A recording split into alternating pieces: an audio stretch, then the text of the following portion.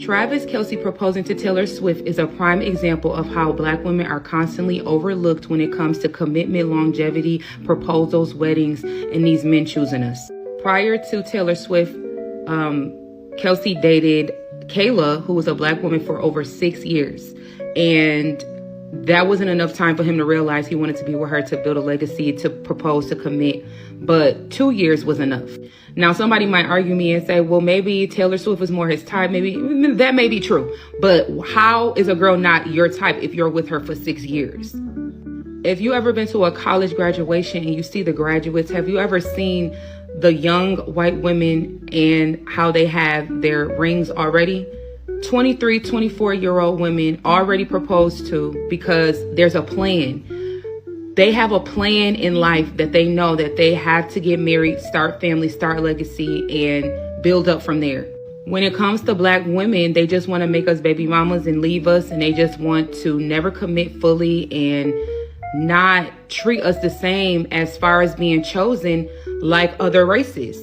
And the fact that women are really not in control of proposing, we're waiting for these men to give us what we deserve, but it just never comes. Therefore, we then have to leave. Therefore, that we create a broken family, a broken household, and it continues and continues until Black men start choosing us like other races choose their people, their women. Until Black men start choosing us, the narrative is never going to stop. The broken family dynamic is never going to stop, or Black women have to be chosen by other men, and that's not always a given either.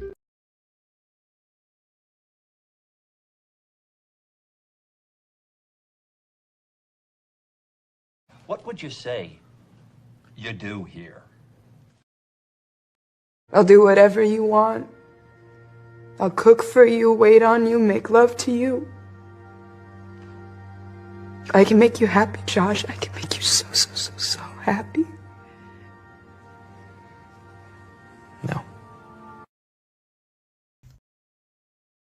My mom chose a white man to be my father, and he still left.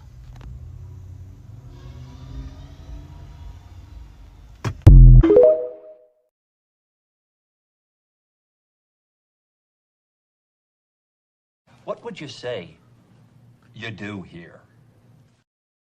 I'll do whatever you want. I'll cook for you, wait on you, make love to you.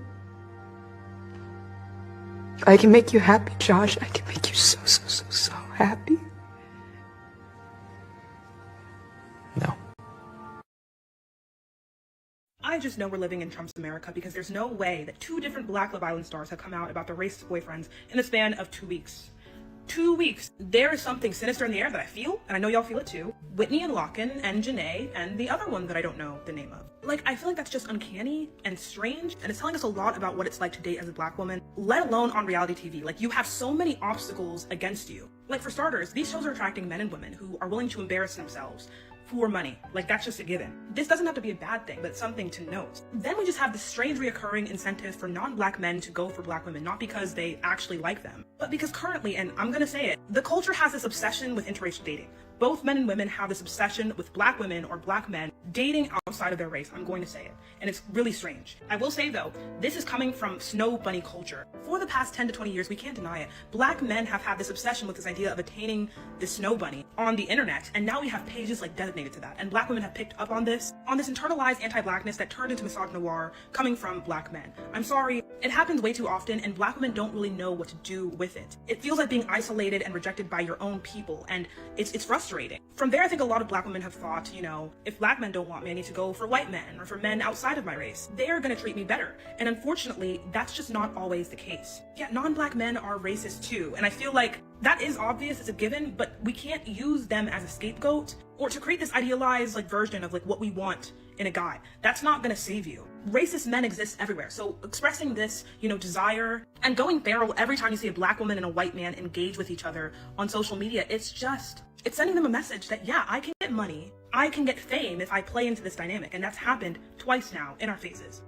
I'm sorry. Now let's note this. There's nothing wrong with interracial dating. There's nothing wrong with dating inside your race. In fact, that's a great thing. But to date using race as your guide is not going to help you. And it forms these strange power dynamics between black women and non-black men in our public spaces. I think that's what's going on. We're just creating these culture vulture-like men who don't like black people, not really. You need to go for non-racist men. That's the only solution to our problem. With that being said, I can't imagine how hard this is for Whitney and Janae.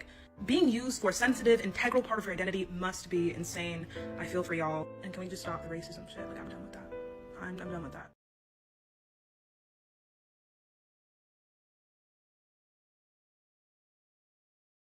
What would you say you do here? I'll do whatever you want. I'll cook for you, wait on you, make love to you. I can make you happy, Josh. I can make you so happy. No. I'm not gonna like this, but I'm saying it. Y'all can say I'm a hypocrite. Y'all can say you can't talk, blase, blase, blase. In this country, the way it is set up, okay, black men need to be with black women. If you are dating exclusively white women, you need to go to therapy, okay, and unpack that self-hatred that you got, okay? And all the rhetoric I hear about black women are this, black women are that, I don't want to hear it. It's bullshit. There are plenty of black women. Do you know how often black women seek out a man that's not black?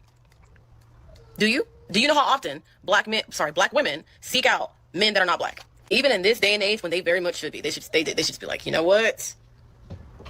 And go get something else. If we lived in a perfect world where racism and Jim Crow laws and racism didn't exist, I wouldn't give a fuck. Because then love could be love. But at this, where we are right now, I heard this. Deontay Kyle said it, but I heard it before I heard him say it. You have a low racial self-esteem. It should be an honor to be with a black woman. It should be a privilege to be with a black woman. It should be standard. It should be traditional to be with a black woman for black men. And I know y'all gonna be like, oh, but Amber, I was lost in the sauce. I did not know no better. And I always take it. Always. So you know what? You're right. I did it wrong. I did not do what I am preaching to do right now. I did not do that. I know better now. When you know better, you do better. And there's not a man right now that's better suited for me than a man that is black. Just like me. The difference between me and black men who date white women exclusively and perpetually is I refuse. I've dated a white man. I married one. I have the experience.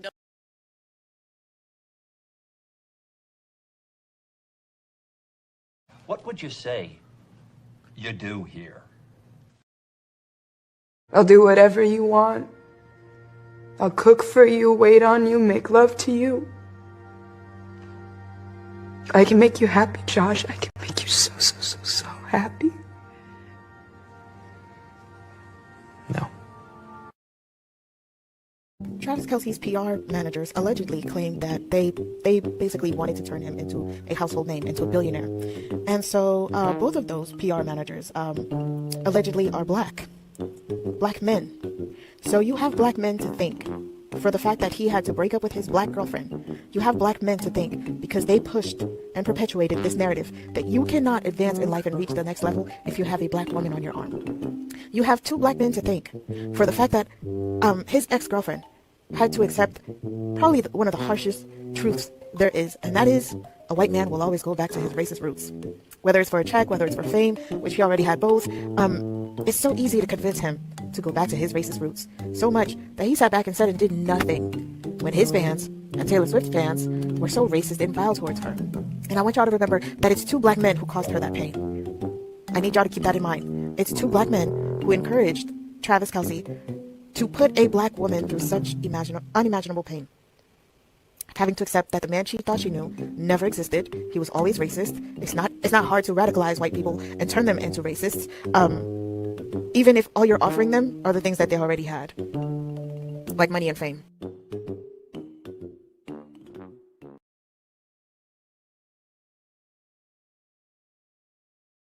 What would you say you do here? I'll do whatever you want. I'll cook for you, wait on you, make love to you. I can make you happy, Josh. I can make you so happy. No.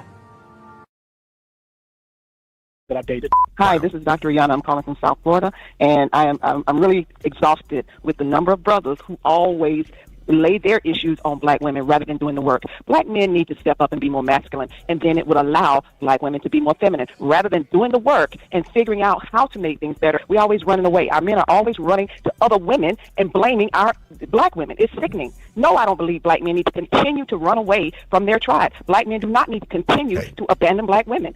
Absolutely not. I think they need to put in the work to become more masculine, and that would allow black women to be more feminine, and we can have a more harmonious community. So I'm very offended by it. No, they need to work. Well, where you at, ma'am? Ma'am. Ricky. Ma'am, where you at? I'm done the work. Done the work. Call back up here. I done the work. Go and get it, dog. Huh? Got a degree. I'm ready.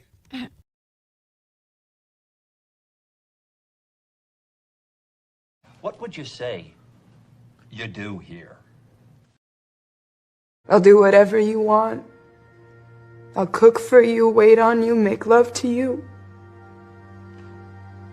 I can make you happy, Josh. I can make you so happy. No. It's ultimately disrespectful. And if you guys remember, she had a very disrespectful rant towards Cam Newton about something similar. And when it comes to doing just motherly duties or womanly duties, when it comes to taking care of a man, Kayla Nicole is very selfish, all right? She doesn't want to cook. She doesn't want to clean. She will not help you do things if you're not paying her. She said it herself. So again, despite being very pretty, she's not very malleable. She's a side chick. She's a perfect side chick. She's like Sadia Khan. They're courtesans. They're side chicks to wealthy dudes. That's what they're there for. Right? And being very beautiful gets you very far in life. But if you're not malleable and if you're not a person that is willing to give your mate what they want, then obviously the richer a guy is, the more he can get rid of you. And again, this is what you want to be. You want to be around successful guys, but you're not willing to give them what they want. And she continues the assault on David Justice. Be a good mother. No, if she could cook or if she can clean. I don't know, guys. I just feel like if you still live by this age-old adage of a woman needs to be able to cook and clean, you should get on TaskRabbit. They got 150,000 women on there that specialize in cooking and cleaning. Hire them. Because that's what you want. You want to hire someone. You don't want a partner. You want a slave. So if you want your... So what are you there for? Okay, if you're a partner, you don't want to go 50-50. You don't want to help with bills. What are you there for? She's a side chick, and that's how come he didn't take her. Okay, why would he marry her? She said, "I'm not a wife." Yeah, she's not married. She's not wife material. Yeah, exactly. I want to get to, before we go, because we've got about 15 minutes, and I actually want to get into this thing with I think it's Alandia or whatever her name is. I want to get into that because this goes right along with it. Okay. Nicolandia, I think Nicolandria or whatever the freak her name is. Because this one, I mean, it didn't shock me, but the thing is to see a black woman say it out loud. I said, ratchet feminist, yeah. She's there collecting dust. Okay. Theo says no white man would never approve of a woman who can't make cookies, especially Christmas cookies. Kayla would have instantly lost her. I mean, Kayla, wake up. I'll marry the housekeeper then. The thing is, unless she's pulling in equal amounts of money, unless she's got some fame, some contacts, some money, okay, why should he marry you? Okay, he can have sex with you and flaunt you around on his dime if he wants to, and then drop you off. Why should he marry you? It's like they're allergic to submission. They are. Well, they're allergic to their submission. They want your submission. That is the gynocracy. She's gynocratic. Why ain't marry? Okay, you don't act like a white woman. You don't act like his mom. Why should he marry you? Kayla is an example of what not to do. Exactly. All right. But this is the one I want to get to because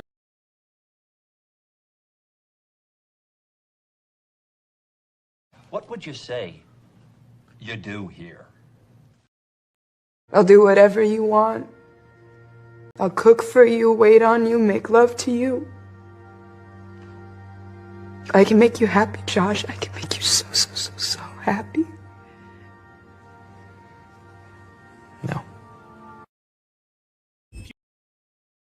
Pew Research 2023 ACS report shows that 36% of black men are married, 29% of black women are married, compared to 59% of non-black adults. But black women are more likely to be divorced, separated, or widowed, 25% versus 15% of black men, and less likely to remarry. Nearly half of all black adults have never married at all. However, the patterns of who marries whom are shifting. In 2014, about 15% of married black men had non-black wives. By 2022, that number rose to 21%, more than 1 in 5. Black women, however, remain overwhelmingly endogamous. 87% marry black men and only 13% marry out. The reality is stark. Other races of men marry black women at the lowest rates of all. Only 0.5% of white men in America are married to black women. So when some black women say, we'll just marry out,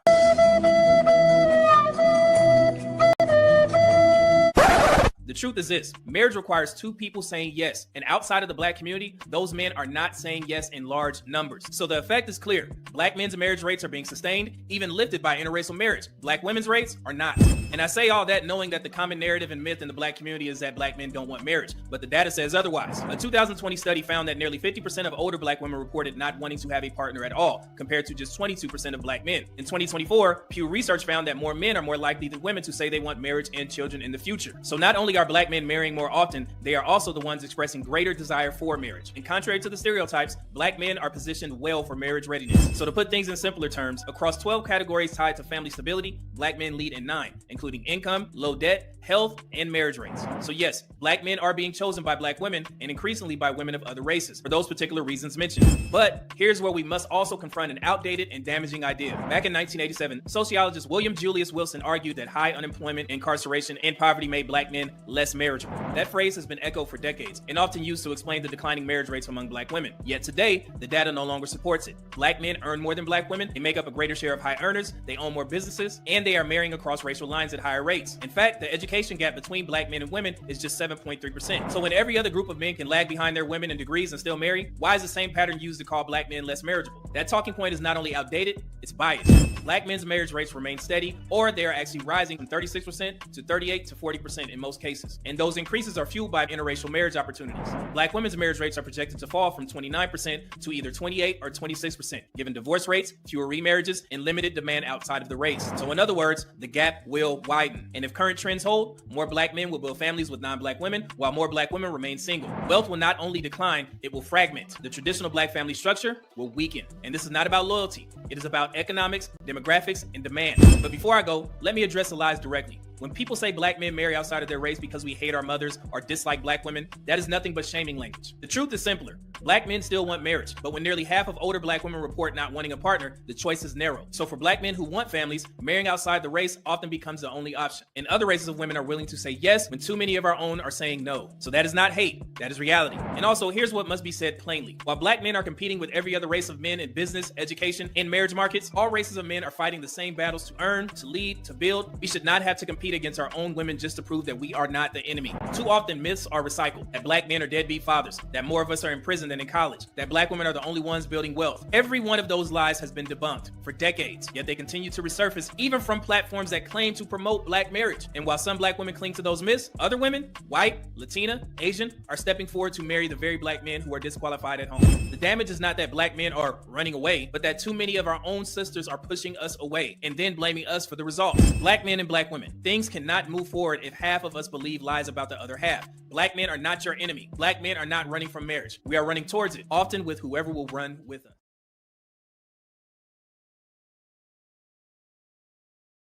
What would you say you do here? I'll do whatever you want. I'll cook for you, wait on you, make love to you. I can make you happy, Josh. I can make you so happy. No.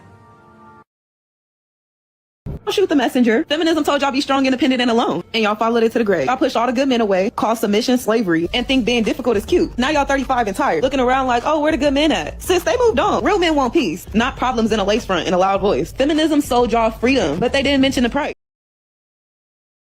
Black women do not be having the options that they say they got. And before you jump in my comments, no, I don't have a man. No, I don't have options. Okay, so I beat you to it. There you go. I already beat you to it. So if that's all you care about, you can go and scroll past this video. Anyway, black women do not be having the options that they say they got, because my whole thing is, If you say you have an option, that means you like that option. That means you are. Don't you do it! Don't you! I got nowhere else to go! I got nowhere else to go! For your night. That's a very pro-woman, amazing, like strong, independent woman, but might I add another angle? I would feel like, why the hell ain't no one trying to scoop me up to save my life? Am I ugly? Are they better looking than me? Like, why are they getting saved and I'm over here working, taking on extra shifts now because she got Richard Gere that came and scooped her up and now she got an easy life and now I got extra corns on my toes and my back hurts because no one's saving me. So you have a very positive attitude. I would have been a little bitter like, why the fuck? Why not me? Why not? I don't want to be irresponsible. I'm sick of it. I'm tired of the goddamn cape. Somebody save me. I want to be Julia Roberts on Hollywood Boulevard in cheap shoes when some guy comes and saves me. I have worked hard since I was 14 and I had to pay. I'm sick of it, Erica. I do understand. I understand job what you're saying. Classy and independent. It's thankless. I've been dating since the 1900s and 80 something, and I'm still single. I'm tired, Erica. You found your man. Don't hate. Let me live this. Let me vent. You're off the strip. I am still on it. I'm in the trenches, and it sucks. I'm sick of being independent. I fucking hate paying for my fucking Range Rover, my other car, my mortgage insurance, my freaking cell phone, computer, Wi-Fi. I am sick of it. I need some guy with bad health to jump on in and interrupt and say, let me take you off your shift. You've been working hard enough. So that's cute what she's doing. I'm not doing that. We are different. I am tired. I've proven myself. And it only impresses other women. She's like, oh, that's amazing. My friend's independent. These men don't care. Come and save me. Some chic, minus the dookie. Just please come and save me. I'm tired. I'm tired, Erica. I don't want to do it no more. Where's my Melania? I want the Melania Trump plan. I'm sick. I've proven myself. Since 1988. At 88. I'm tired. I was 15 out of paper route. Damn, that's a long time. 72 clients. 30-cent tip for some of you bastards in East Providence, Rhode Island on 2nd Street. I remember I gave you papers 7 days a week, and on Sunday you gave me a 30-cent tip. I'm tired. So I'm glad it worked out for you, but I'm not there. Being a strong, independent woman since 1988 is a lot, Claudia. Since Salt and Pepper came out. That's a lot. I'm tired. Damn. So yes. Damn. Excuse me if I'm a little frustrated. So I envy the girls that got taken off the pole, so to say. Nobody said nothing about no damn pole. But metaphorically. Yeah, nobody said. What my point was, because here's the thing. The point was that this is a... Take off the cape, Erica. We lost the election. We're not doing this anymore. I'm not... Soft life. Hookers are winning. All about... Hoes are winning. Hookers are in the White House again. First lady, if you will. I'm over it.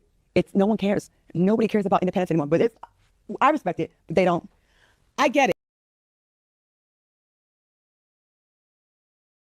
You will put other people in this organization at risk, and that organization does not want to take that risk. So you do not have this job anymore if you decline it. With any public health decision, there has to be a consequence to you not participating in that social contract. It's all there, black and white, clear as crystal. You get nothing. You lose. Good day, sir.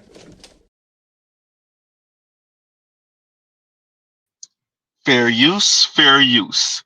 Fair use, fair use. Z, you was gonna play for real? You played 20 minutes of just clips and videos. Yes, I did. And some of you got the picture. This is the cost. Okay, so it's Ice Age out, y'all. It's Ice Age and the polar bears are out. And what polar bears being out looks like is black women being employed, black women trying to shame, black women being out here, and we, it's Z late night, so Mr. Z might be using profanity, and we just gonna be a little bit more real and blunt than we usually are. Yeah, black women being the sexual plaything for non-black men, and other women. Mainly black women, and yeah, that's the cost. And the most black women can do is cry, huh? Oh, and shame. Don't forget, they can shame you. They can tell you stop running. That I dated. Hi, this is Dr. Rihanna. I'm calling from South Florida, and I'm really exhausted with the number of brothers who always lay their issues on black women rather than doing the work. Black men need to step up and be more masculine, and then it would allow black women to be more feminine. Rather than doing the work and figuring out how to make things better, we're always running away. Our men are always running to other women and blaming our black women. It's sickening. No, I don't believe black men need to continue to run away from their tribe. Black men do not need to continue to abandon black women. Absolutely not. I think they need to put in the work to become more masculine, and that would allow black women to be more feminine, and we can have a more harmonious community. So I'm very offended by it. No, they need to work. Where you at, ma'am? And Saint Cyr says, in a way, I thought you were calling black women stalker polar bears. They could be viewed as polar bears to black men. No, I'm saying the environment is gnawing on their ass. Huh? White men are gnawing on their ass, and not in a giddity way either. Huh? Not in that way either. Huh? Other women, ooh, goddamn, are gnawing on their ass. Huh? JD Vance, Donald Trump, interest rates, a multipolar world. Uh-oh. The U.S. no longer lives in a unipolar world. It's a multipolar world now. No? No, the environment is gnawing on their ass. I'm saying it's cold outside, and the environment is that damn polar bear on my thumbnail with blood on its face. Huh?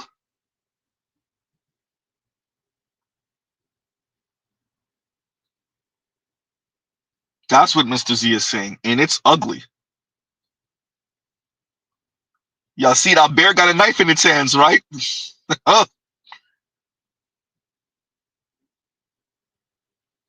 This is what we've been saying. And the two videos that I want to really anchor this conversation in are these two. I'm going to play them back to back. Travis Kelce proposing to Taylor Swift is a prime example of how black women are Actually, Z did that wrong. It's three. It's these three videos we want to anchor this in. Travis Kelce proposing to Taylor Swift is a prime example of how black women are constantly overlooked when it comes to commitment, longevity, proposals, weddings, and these men choosing us. Prior to Taylor Swift, Kelce dated Kayla, who was a black woman, for over 6 years. And that wasn't enough time for him to realize he wanted to be with her, to build a legacy, to propose, to commit. But 2 years was enough. Now, somebody might argue me and say, well, maybe Taylor Swift was more his type. Maybe that may be true. But how is a girl not your type if you're with her for 6 years? If you ever been to a college graduation and you see the graduates, have you ever seen the young white women and how they have their rings already? 23, 24-year-old women already proposed to because there's a plan. They have a plan in life that they know that they have to get married, start family, start legacy, and build up from there. When it comes to black women, they just want to make us baby mamas and leave us, and they just want to never commit fully and not treat us the same as far as being chosen like other races. And the fact that women are really not in control of proposing, we're waiting for these men to give us what we deserve, but it just never comes. Therefore, we then have to leave. Therefore, that we create a broken family, a broken household, and it continues and continues until black men start choosing us like other races choose their people, their women. Until black men start choosing us, the narrative is never going to stop. The broken. Y'all heard that. Until black men start choosing us. Keep note. Next. I just know we're living in Trump's America because there's no way that two different Black Love Island stars have come out about their racist boyfriends in the span of 2 weeks. 2 weeks. There is something sinister in the air that I feel, and I know y'all feel it too. Whitney and Locken and Janae and the other one that I don't know the name of. Like, I feel like that's just uncanny and strange, and it's telling us a lot about what it's like to date as a black woman, let alone on reality TV. Like, you have so many obstacles against you. Like, for starters, these shows are attracting men and women who are willing to embarrass themselves for money. Like, that's just a given. This doesn't have to be a bad thing, but it's something to note. Then we just have this strange reoccurring incentive for non-black men to go for black women, not because they actually like them, but because currently, and I'm gonna say it, the culture has this obsession with interracial dating. Both men and women have this obsession with black women or black men dating outside of their race. I'm going to say it. And it's really strange. I will say though, this is coming from snow bunny culture. For the past 10 to 20 years, we can't deny it. Black men have had this obsession with this idea of attaining the snow bunny on the internet. And now we have pages like designated to that. And black women have picked up on this internalized anti-blackness that turned into misogynoir coming from black men. I'm sorry, it happens way too often and black women don't really know what to do with it. It feels like being isolated and rejected by your own people, and it's frustrating. From there, I think a lot of black women have thought, you know, if black men take want note to go for white men or for men outside of my race, they're gonna treat me better. And unfortunately, that's just not always the case. Yeah, non-black men are racist too, and I feel like that is obvious, it's a given, but we can't use them as a scapegoat or to create this idealized like version of like what we want in a guy. That's not gonna save you. Racist men exist everywhere, so expressing this, you know, desire and going feral every time you see a black woman and a white man engage with each other on social media, it's sending them a message that, yeah, I can get money, I can get fame if I play into this dynamic, and that's happened twice now in our faces. I'm sorry. Now let's note this, there's nothing wrong with interracial dating. There's nothing wrong with dating inside your race. In fact, that's a great thing. But to date using race as your guide is not going to help you. And it forms these strange like power dynamics between black women and non-black men in our public spaces. I think that's what's going on. Keep note. Next. Travis Kelce's PR managers allegedly claimed that they basically wanted to turn him into a household name, into a billionaire. And so both of those PR managers allegedly are black men. So you have black men to thank for the fact that he had to break up with his black girlfriend. You have black men to thank because they pushed and perpetuated this narrative that you cannot advance in life and reach the next level if you have a black woman on your arm. You have two black men to thank for the fact that his ex-girlfriend had to accept probably one of the harshest truths there is, and that is a white man will always go back to his racist roots. Whether it's for a check, whether it's for fame, which he already had both, it's so easy to convince him to go back to his racist roots. So much that he sat back and said and did nothing when his fans and Taylor Swift fans were so racist and vile towards her. And I want y'all to remember that it's two black men who caused her that pain. I need y'all to keep that in mind. It's two black men who encouraged Travis Kelce to put a black woman through such unimaginable pain. Having to accept that the man she thought she knew never existed. He was always racist. It's not hard to radicalize white people and turn them into racists, even if all you're offering them are the things that they already had, like money and fame. That's not fair. That is not fair! That is not fair! You will put other people in this organization at risk, and that organization does not want to take that risk. So you do not have this job anymore if you decline it. With any public health decision, there has to be a consequence to you not participating in that social contract. I'm tired of this, Grandpa. That's too damn bad! It's all there, black and white, clear as crystal. You get nothing. You lose. Good day, sir. That's not fair. That is not fair! That is not fair! Z, you gonna keep on spamming these buttons? Probably. Okay, serious note here. Black women are not on black men's program, so you get what you get in the environment. Z could end the stream right there. Black women are not on black men's program, so you get what you get in the environment. If it's being the sexual, ooh, Z, I really want to. I'm trying not to use profanity. It's late night. If that means being white men's fucktoy, then so be it. Huh? If that means another black woman getting her freak on with you, so be it. If that means Habib son is doing the backstroke in you, so be it. Huh? And when they're all done, they toss you, pipe and toss, so be it. If you're not on black men's program, then huh? For those of you that don't appreciate why I played the clip from BGS, shout out to BGS, that he played earlier with Kayla Nicole speaking about David Justice, right? Yeah, you're not on a black man's program, so you get what you get from Travis Kelce. Shrugs. All those black women from Love Island that shows up on a non-black man, you're not on a black man's program. You get what you get. Shrugs. That's if it wasn't, written in all type of scheme. We don't know, right?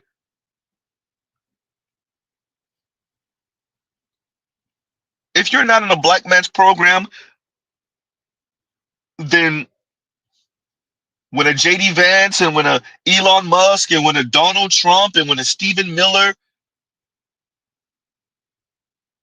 decide to go slashing federal jobs, well, huh? Does that hurt men also? Yes. Does it hurt black men also? Yes. Does it devastate single black women? Uh-oh.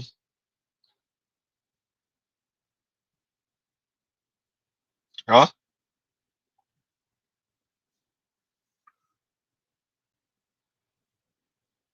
This is the cost.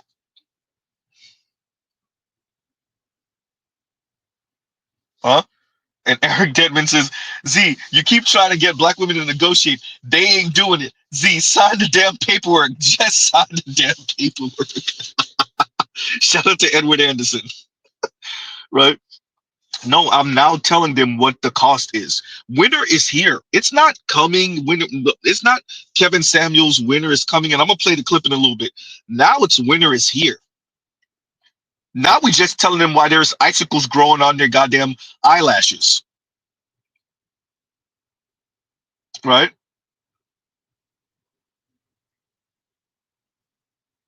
Winter is here. There's no more negotiation.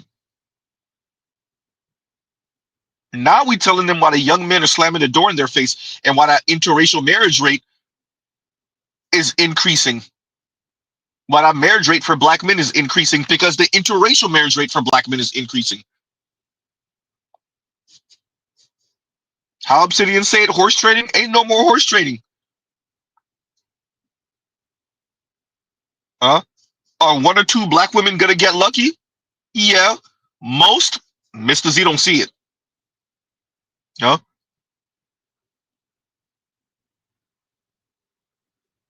That's the reason I played the clip from Ricky Smiley.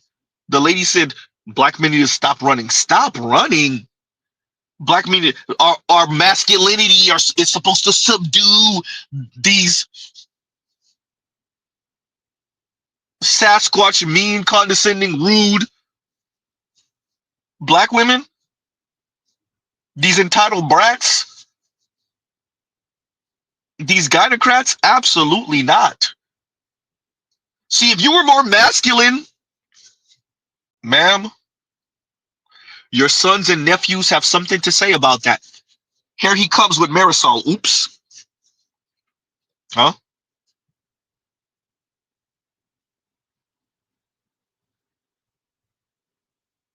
Wow. Raj, it don't gotta make sense. Shout out to the Raj Report and thank you for the super chat. I'm gonna start reading you guys' super chat in a minute. And the Raj Report says, so two black men wanted to push Travis Kelce into being a billionaire instead of Patrick Mahomes, and they literally play on the same team. Raj, it don't gotta make sense. She's just talking. Whatever they feel, that's if they do a little 5-second Google search and they call it a quote unquote deep dive. The only thing the only thing getting dived in deep is you, ma'am. They do a little 5 seconds research, do a little Google search. They do their Googles for 5 seconds, feel a certain way, and then turn on the camera and start spewing their nonsense. Raj, it don't gotta make sense. Something I've been telling BGS for years. It doesn't have to make sense. And more often than not, it doesn't. The ladies are just talking. They feel embarrassed. They feel embarrassed about the women from Love Island, minus Olandria. And by the way, BGS, if you're listening, her name is Olandria. They say Nick Olandria because they're adding his name and her name and trying to make it a couple thing. That's why you hear Nick Olandria. It's actually her name is Olandria. His name is Nick. The white dude name is Nick. Right? But outside of the Olandria thing, It's embarrassing. You have adult, grown-ass women, and definitely young women, championing these interracial marriages, relationships, interracial relationships. There you go, Z. In person, in real life, but definitely on the internet, and there's nothing more embarrassing than watching that fall apart. Or hearing that the Dominican dude was saying anti-black things behind the black woman's back. Or the Indian cat was making colorist jokes. Huh? Yeah, it's embarrassing. Then you find out Travis Kelce proposed to Taylor Swift. Yeah, the ladies are embarrassed. Huh? So they're just talking now. Trying to save face. Ron says, doesn't ever make sense. Look, they just talking now. And it's embarrassing. Black women dancing on social media. They were dancing, mocking black men, making fun of black men. Right? Crystal and Kerosene, black men are nothing but big dick and swag. Y'all remember? Huh? Yeah. Chrissy had the unmitigated gall to call black men insufferable.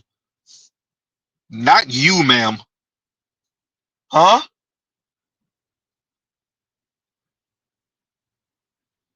Kim Foster calling black men useless. Cynthia G talk about aborting unblack, huh? Well, if you're a black male, then of course you're unblack. Aborting unborn black male babies. Yeah, black women were talking real reckless when the environment looked like it was going one direction. When everything looked stable, they got real comfortable talking crazy. And the ones that weren't talking crazy got real comfortable liking videos of other women talking crazy. They got real comfortable being silent about it.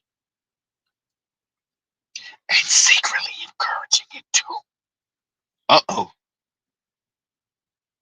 Because at one point, the environment looked like it was going one direction, and it was going to continue to go in that direction indefinitely. And yeah, you were going to have hiccups, but the majority of black women were going to be okay. And well,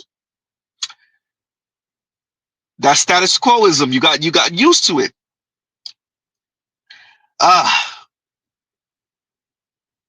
Well, the guy from Then and Now have something to say about that. President Vladimir Putin has described Russia's military objectives in Ukraine as, quote, noble.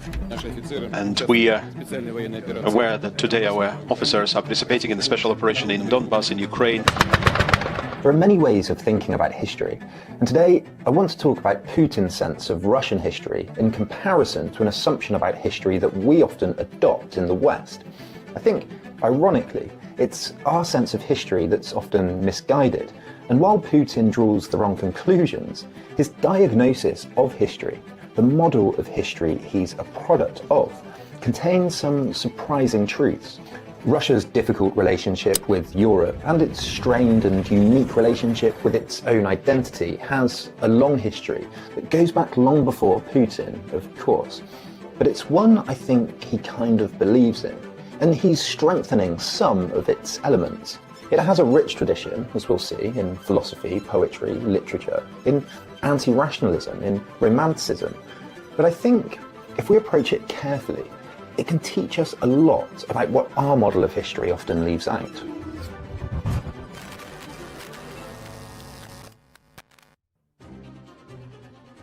We often adopt a model of history in Europe and America that historian Timothy Snyder calls the politics of inevitability.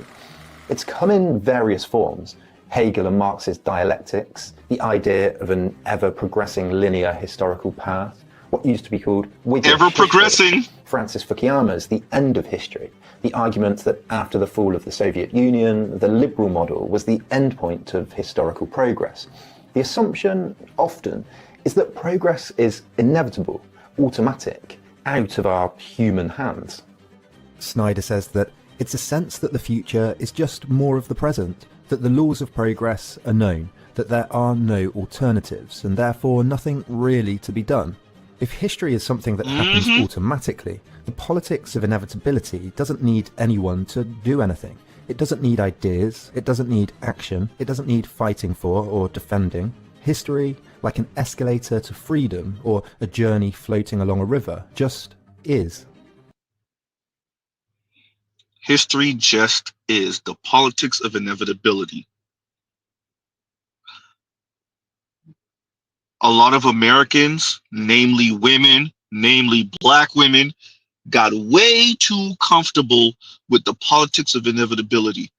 They were going to go to college and get their degree and slowly leave black men behind, quickly leave black men behind, and just go elevate right under the scrotum of white men. To the point now, they're saying, we're only going over here because you're not choosing us. Huh?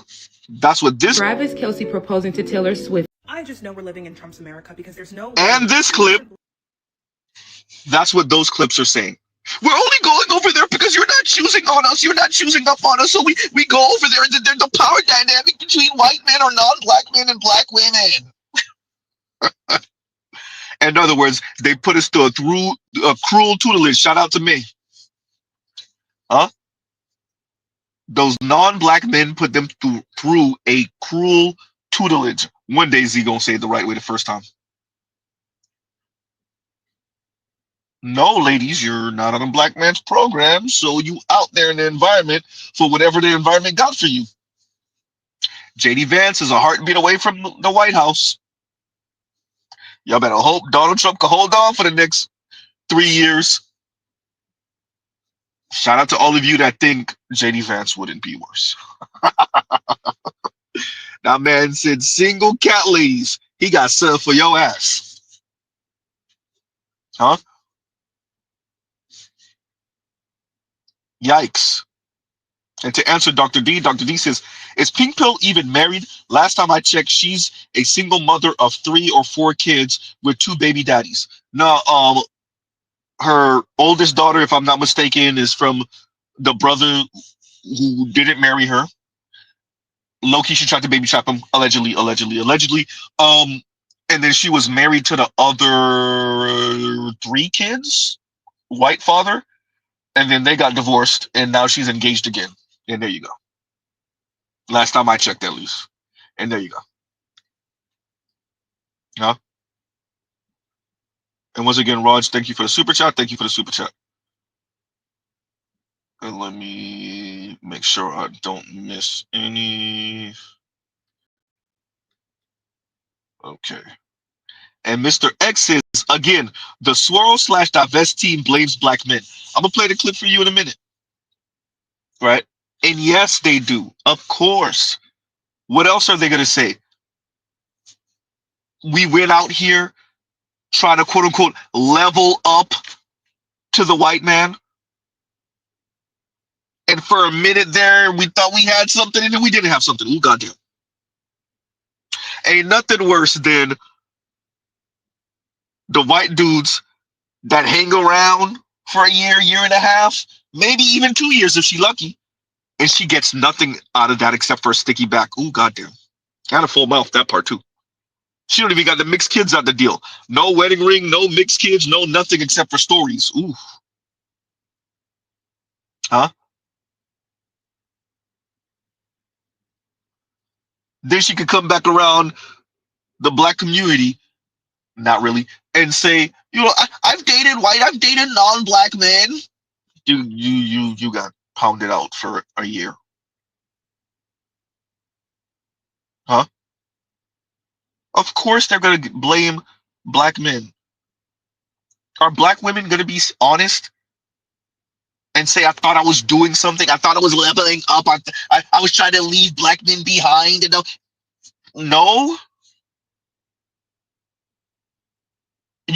You think most of those black women, those quote unquote swirler divestors, failed swirler divestors, if we're going to be honest, you think they can look in the mirror and admit to themselves that they knowingly threw themselves on the white dude? He saw an easy catch. He did what he wanted to do, and then when he was done, he jetted. He was out. No, they don't got the ovaries.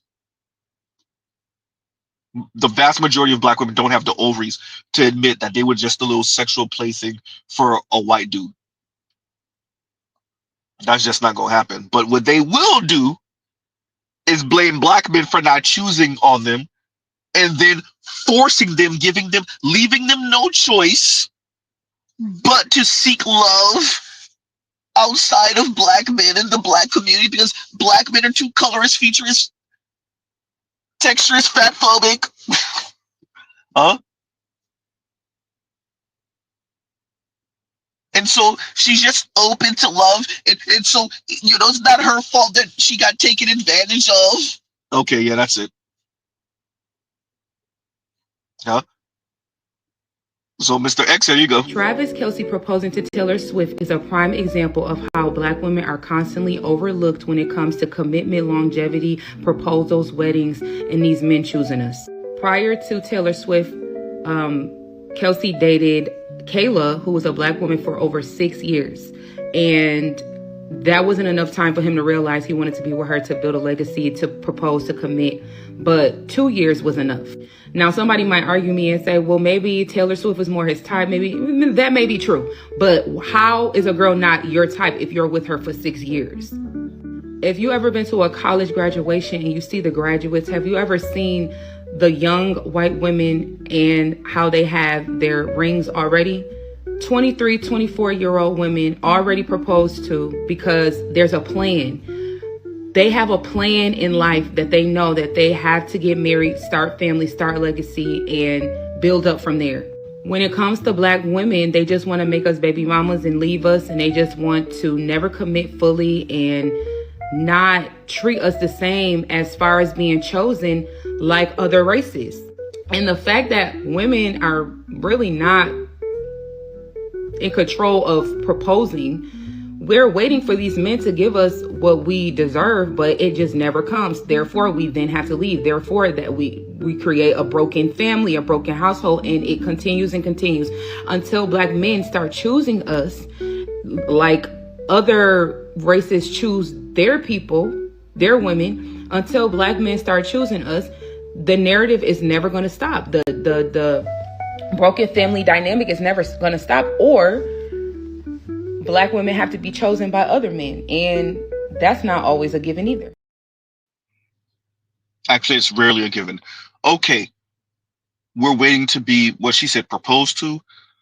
Ma'am, wait a minute. Your ancestors, your foremothers fought for you to be equal. So why are you waiting to be proposed to if you're in a relationship for long enough and you want to get married? Why won't you do the proposing and get on one knee? Maybe both knees, oops. And get on one knee. Huh? Both knees would be nice too, What happened? Huh? All she's saying while she was talking, all she's really saying is Fair. That is not fair! That is not fair! huh? Of course she's blaming black men, Mr. X. Of course she is. We can't propose. I mean, we couldn't do that. Actually, yes, you can. Huh? I mean, aren't we trying to abolish gender roles and whatnot? Isn't that what's going on here? Oh, the pick and choose. Yeah, the patriarchy by feminist specifications. Oh, yeah, we want to pick and choose the gender roles we don't want to participate in. And proposing is one of them because it makes us want to throw up and cringe as women. Yeah, nope.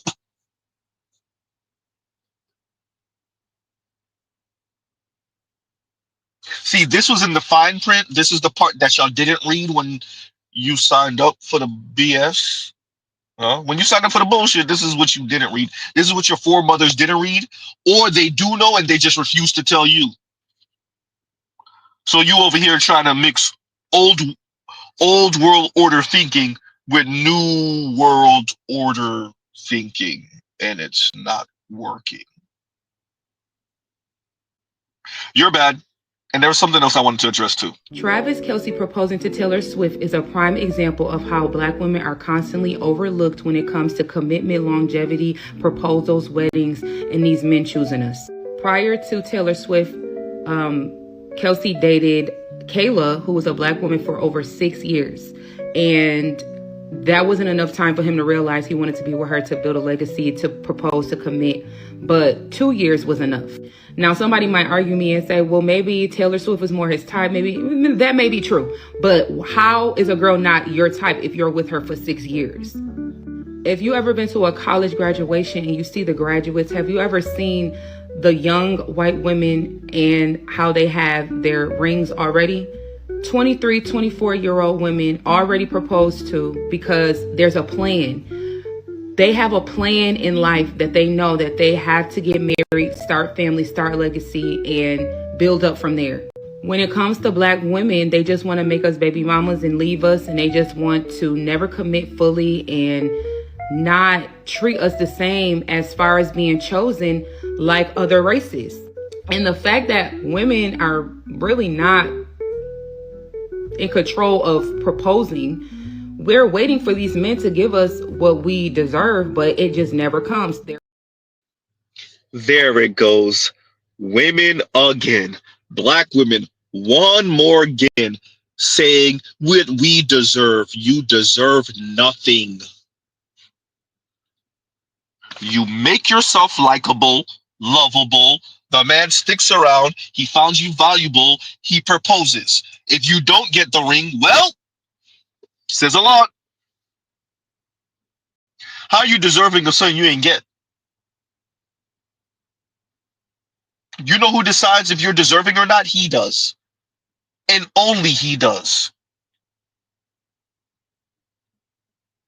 And if you're saying that non-Black men are making y'all baby mamas and not proposing, then he's telling you what he thinks. Let me use the word that more you would readily understand. He's telling you how he feels. Ooh, he's showing you how he feels. Oh, Z, that's the one right there. Huh? And maybe by not proposing, he's telling you he already kicked you off of Mount Olympus. Talking about that, like, share, subscribe, hit the super chat. And Gil Gabby says, and thank you for the super chat, push down from Mount Olympus. You were saying, look, if the white man, the non-Black men are quote unquote making you into a baby mama, nobody's making you into a baby mama. Nobody's making Black women into a baby mama. Black women want to be baby mamas. That's not how this works. But let me get this right. If Black women want to bring the child to term, no one can stop her from bringing the child to term. If Black women want to abort the child, no one can stop the Black women from aborting the child. So how is the white man, Latino man, Asian man, Black man, any man making a Black woman a baby mama? How does that work? When she is the sole person that has the decision to bring that child to term or not. Making her into a baby mama? No, y'all want to have, shout out to Only Logical, y'all want to have the magical mixed race baby.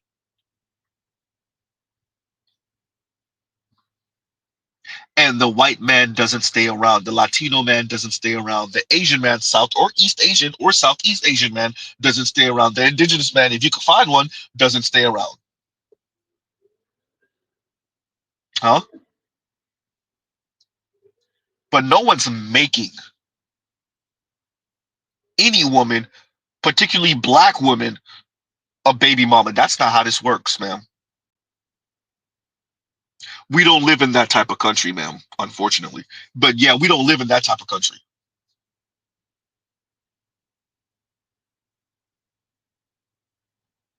And black women, like all women, are not deserving of what they don't get. If you didn't get the ring, he's the only one who could decide whether you are quote unquote deserving or not. And so he's telling you, showing you through action what he thinks and feels.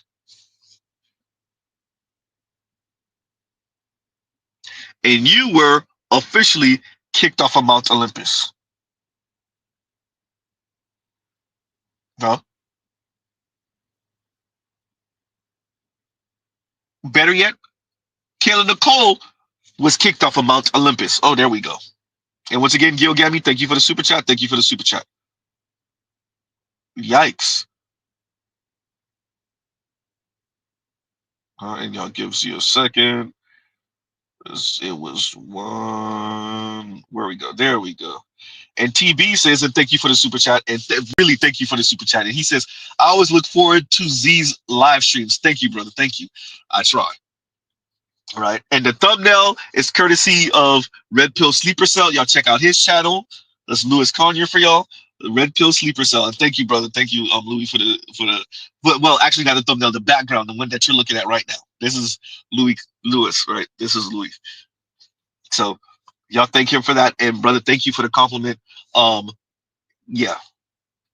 Y'all could be watching I don't know, Netflix or something right now. Right? And Raj, thank you for the super sticker. Thank you for the super sticker. Right. The environment is gnawing on their ass. The thumbnail was on purpose. The thumbnail is intentional. It is deliberate. That is the environment. The polar bear is the environment. If you're not with a black man, then you're not part of the black community. Ooh. And if you're not part of the black community, then whatever happens to you outside happens to you. This is Z channeling his inner Roger Report. Shout out to the Roger Report.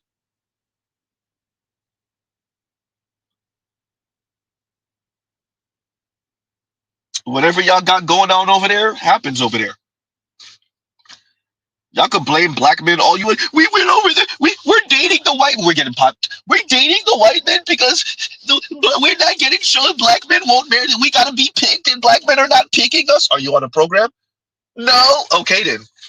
If you sound like Kayla Nicole and you're not cooking and you're not cleaning, then a black man ain't choosing upon you. And if he's not choosing upon you, then you better hope and wish and pray for your sake that one of these non-black men do.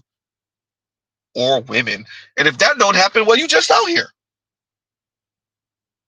That's how that goes. You can blame black men all you want, ma'am. It solves nothing. You didn't adhere to the contract. As a matter of fact, black men gave you the contract and you tore it up, so you get nothing. You will put other people in this organization at risk, and that organization does not want to take that risk. So you do not have this job anymore if you decline it. With any public health decision, there has to be a consequence to you not participating in that social contract. And that's all. Huh? And you get what? It's all there, black and white, clear as crystal. You get nothing. You lose. Good day, sir. You get nothing. You lose. Good day, madam. Huh? You get nothing.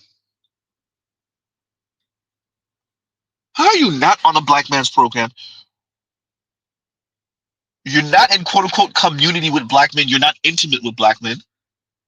You're not in a relationship with a black man not claiming you. But yet, whatever goes wrong in your life, particularly romantically, intimately, is somehow tied to black men, even if black men are not in the picture. Wait, black men are getting blamed for what white men do with their dick? Yeah, that's it. Yeah, about that. Huh?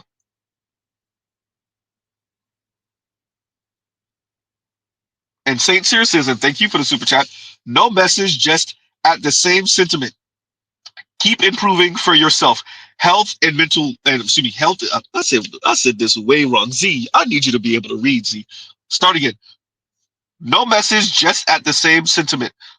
Keep improving for yourself. Health. Oh, that's why I said health. Health, mental and physical. Wealth and SYSBM passport bros. Carry your bear mace for these stalker polar bears. The environment is the polar bear. I know you probably said this before I said it, but still, as BGS said, and I actually agree with him on this, you have to be careful how you move around women.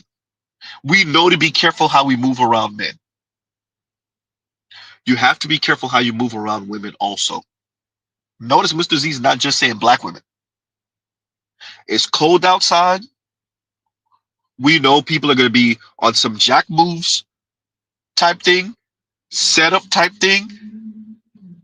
And it's easy for men to send women to set you up because your defenses are down. She's attractive. She's your type, right? So be mindful of that. But everything else you said, I agree. Keep improving your health, your mental, your physical. Yes. Right. To be frank, we don't really have a choice in the matter.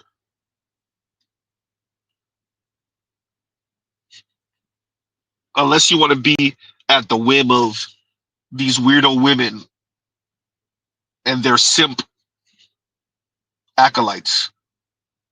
Right.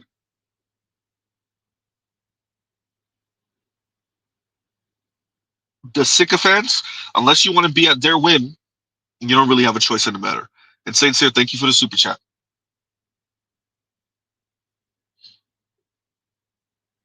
The ladies took this environment for granted.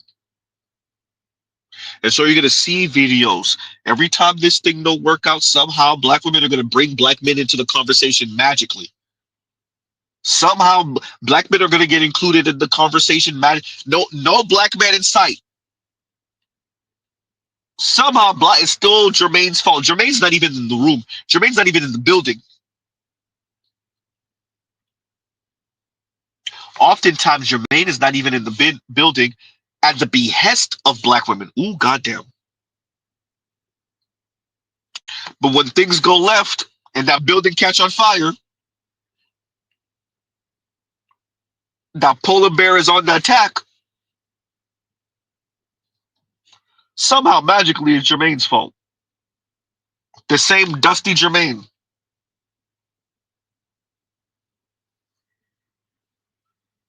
And Dwayne says, the wolves are at the door and they are hungry as F. They are. The wolves are at the door and let's be clear, the wolves will eat anything. Not just the women, not just black women. Black women are the ones that decided to leave themselves unprotected and unguarded. That's on them. Mr. Z refused to let black women blame black men for this. Huh? Y'all were singing Webby Independent way too strong. Huh? For you to not hold this L publicly.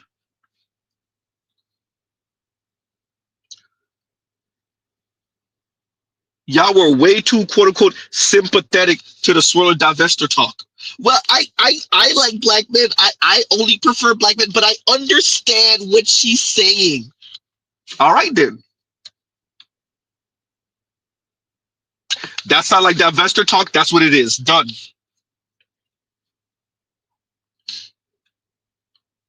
Huh?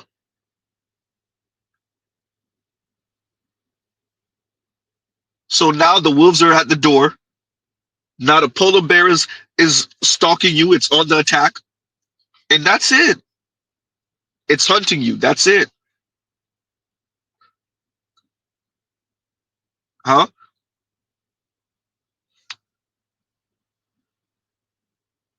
And Dwayne, thank you for the super chat. Thank you for the super chat. Inspired Truth says, let's get those likes up. Actually, that's true. Let's see what those likes look like. Give me a second.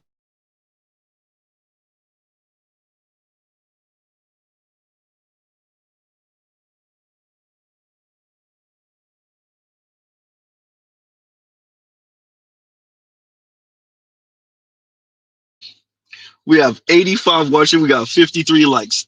Inspired Truth. Exactly. Like, share, subscribe, hit the super chat. Inspired Truth told y'all get. By the way, y'all check out Inspired Truth's channel. Also, the Roger Report's channel. Shout out to the Roger Report. Inspired Truth, right?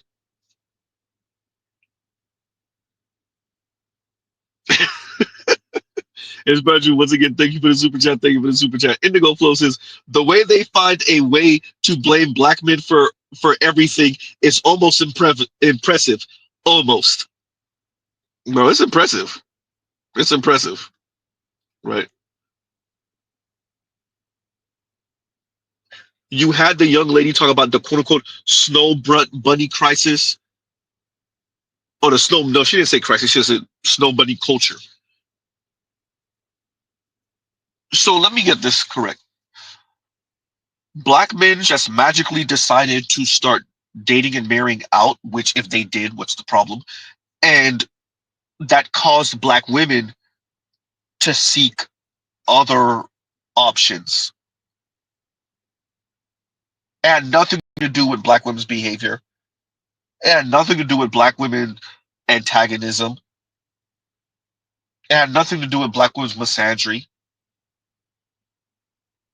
It had nothing to do with black women signing on to a very radical form of feminism, an anti-man, definitely anti-black man form of feminism. It had nothing to do with that. Absolutely not. No, black women just woke up one day and black men decided, yeah, we don't want you anymore. We don't like you. We don't find you attractive. Yeah, that's it. That's what happened. And so it's just snow bunny culture now. Yeah, about that.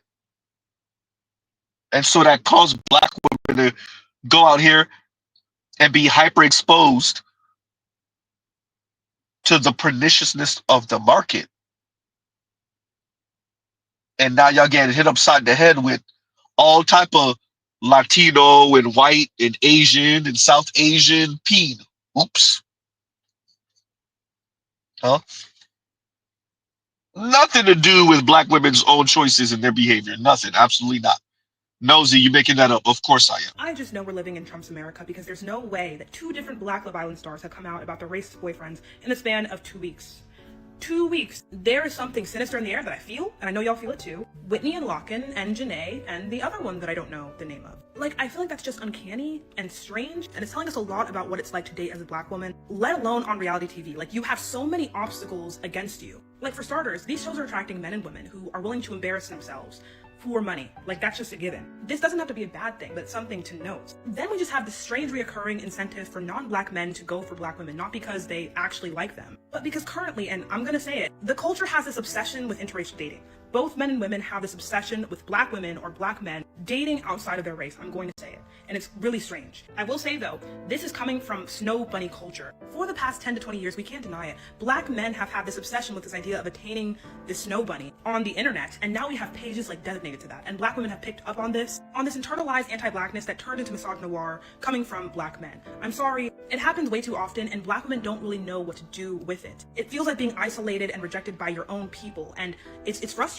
From there, I think a lot of black women have thought, you know, if black men don't want me, I need to go for white men or for men outside of my race. They're gonna treat me better. And unfortunately, that's just not always the case. Yeah, non-black men are racist too. And I feel like that is obvious, it's a given, but we can't use them as a scapegoat or to create this idealized like version of like what we want in a guy. That's not gonna save you. Racist men exist everywhere. So expressing this, you know, desire and going feral every time you see a black woman and a white man engage with each other on social media, it's sending them a message that, yeah, I can get money, I can get fame if I play into this dynamic. And that's happened twice now in our faces.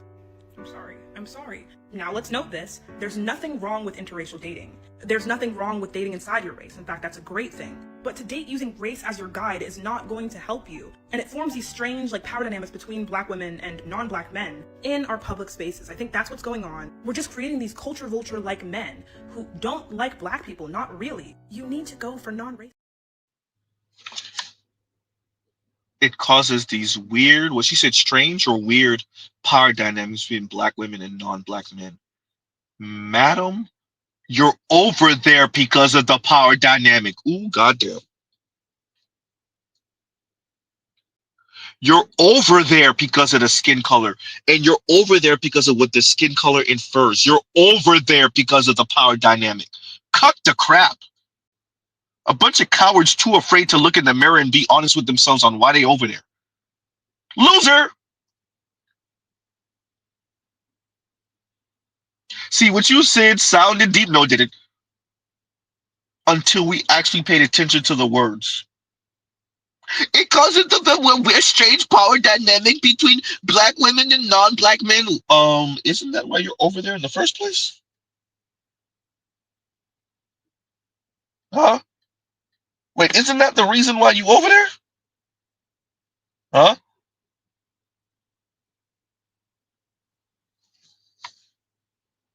Yikes. And the Roger Report says, because Roger Report is being a comedian, he says, maybe I deserve it. For those of you that don't, I challenge Raj, I'm going to do it. I challenge Raj to do a goddamn whole live stream on that song. There you go. There you done messed up, Raj. I'm publicly challenging the Roger Report to do a whole live stream on that damn song.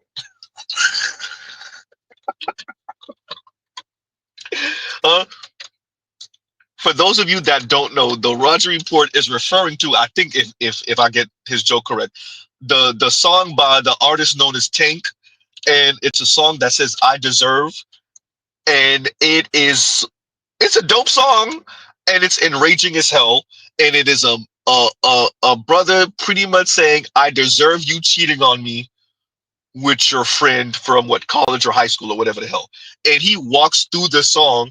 And the chorus really is maybe I deserve. He's like in the song, the wife steps out on him, and he's pretty much saying maybe I deserve because I stepped out on you, or I did this wrong, or I did that wrong. Yeah, and this is like black women's theme song when it comes to black men. It's you deserve whatever happens. If I messed up, it's because of you. Like, even if I cheated, it's because of you. Right? For those of you that don't know, the song, once again, is Tank. Yes, that Tank. And it's called Maybe I Deserve. If I'm not mistaken, I think the song is called Maybe I Deserve. Right? Oh, man. And let me get the next one. I read that. That was Roger's comment. Okay. Are we all caught up? No, we're not yet. And Eric Dedman says, black women don't value marriage. They don't. I'm not sure. It's questionable whether the West produces wives, particularly America, particularly in the black community in America. Right?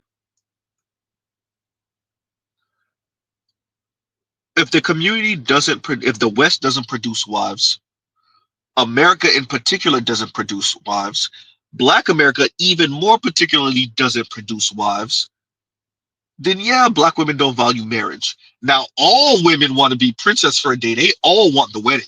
They all want to be princess for a day and the oohs and ahs and be fashionably late because that's what you're supposed to do as a bride. And the beautiful wedding gown and right. And she's the center of attention. And even after the wedding reception, she's still the center of attention. And it feels like everybody's paying fealty to her. Huh? And here comes Miss Such and Such as she walks in, and all heads turn and stare at her. Oh yeah, they definitely want the wedding. Oh, the wedding. Everything's about the wedding. Now the marriage, on the other hand, oh boy. Huh? You know how we know black women don't really care for the marriage? Because the marriage is lasting only 5 years. Oops. Your average black marriage only lasts 5 years. And some 80% of that is filed, the divorce is filed by women. Black women. That's how we know they don't care about the marriage. Or the man. Ooh, that hurt. Ooh, that hurt. Huh? And Eric, thank you for the super chat. Thank you for the super chat. Huh? That's how we know. And a split Jim says, and thank you for the super chat. White men know it's easy as ABC to get black vagina, right? And yes, right? White men know. And if you snoop in through some of the Reddit comments, or you catch one of them slipping on one of these streams, right? They'll say it. They'll say it. They'll say it in the comments. They'll say it on a live stream. They'll say it in a video. They'll say it. Now you got the ones that still trying to play coy. Or, oh no, I didn't never think that black women found me attractive or found white men attractive. Yeah, that's all a ploy.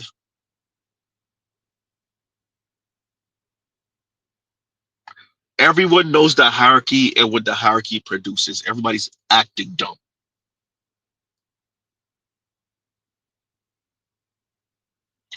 Everyone knows the hierarchy.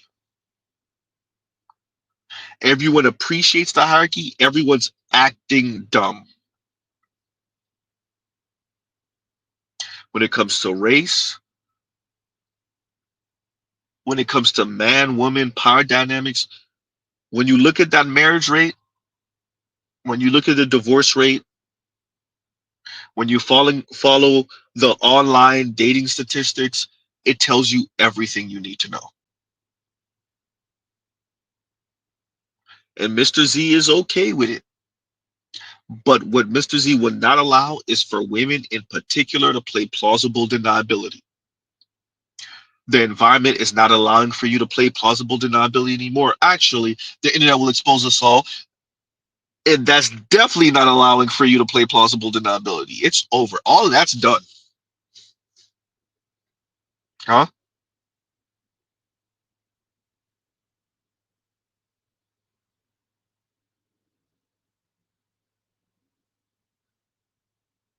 So white men know. Latino men know. Asian men know. Huh? Especially when you have black women in their comments on their videos and live streams. Do you date black women? Do you find black women attractive? You know, I've always had things for Asian guys. Disgusting. Huh? The desperation is insane.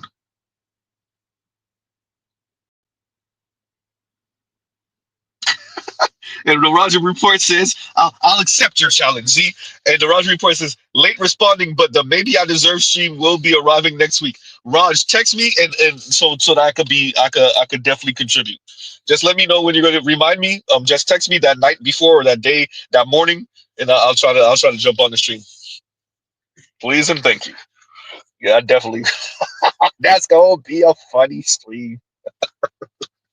And shout out to the Roger Report. That's gonna be a funny stream.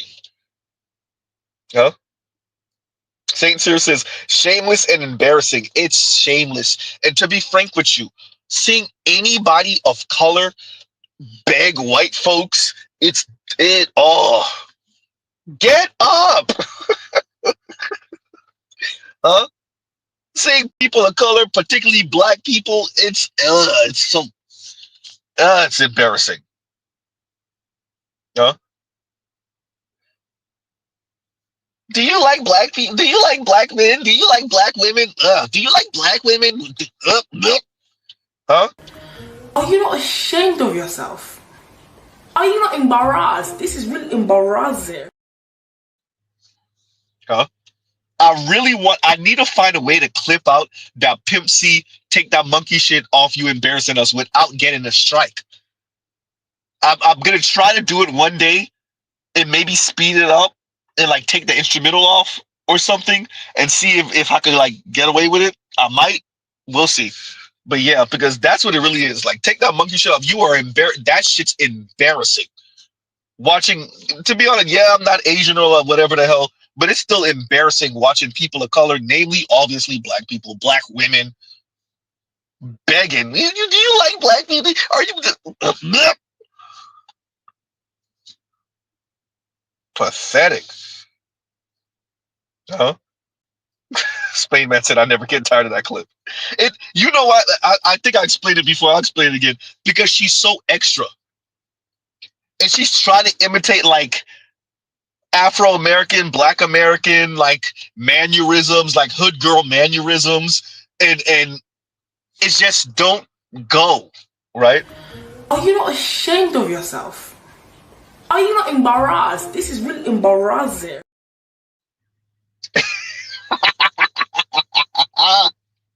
It's so extra, and I've said it to ADOS FBA folks. Look, y'all are the face of black folks, and like whatever culture you produce, eventually other folks are gonna start adopting it. Eventually, right?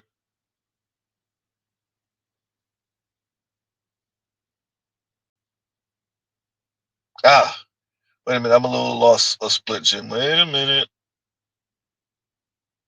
A split gym said he also said it seemed fairly easy as he always heard New Yorkers are mean. Wait a minute, I'm a little lost. Wait a minute. Okay, I need to. Oh, okay. But the first one, I didn't read the first one. That's why. Okay. Let's do that. Z over here skipping. That's why. That is why. And the split gym says, I have a white country coworker that is 29 that is dating a black woman that's 37. Bruh, you're not the only one. Yours truly has a younger white dude. He's 8 years younger than her. I have a white dude I work with also that is with a black woman that's a bit older than him. Yeah. Yep.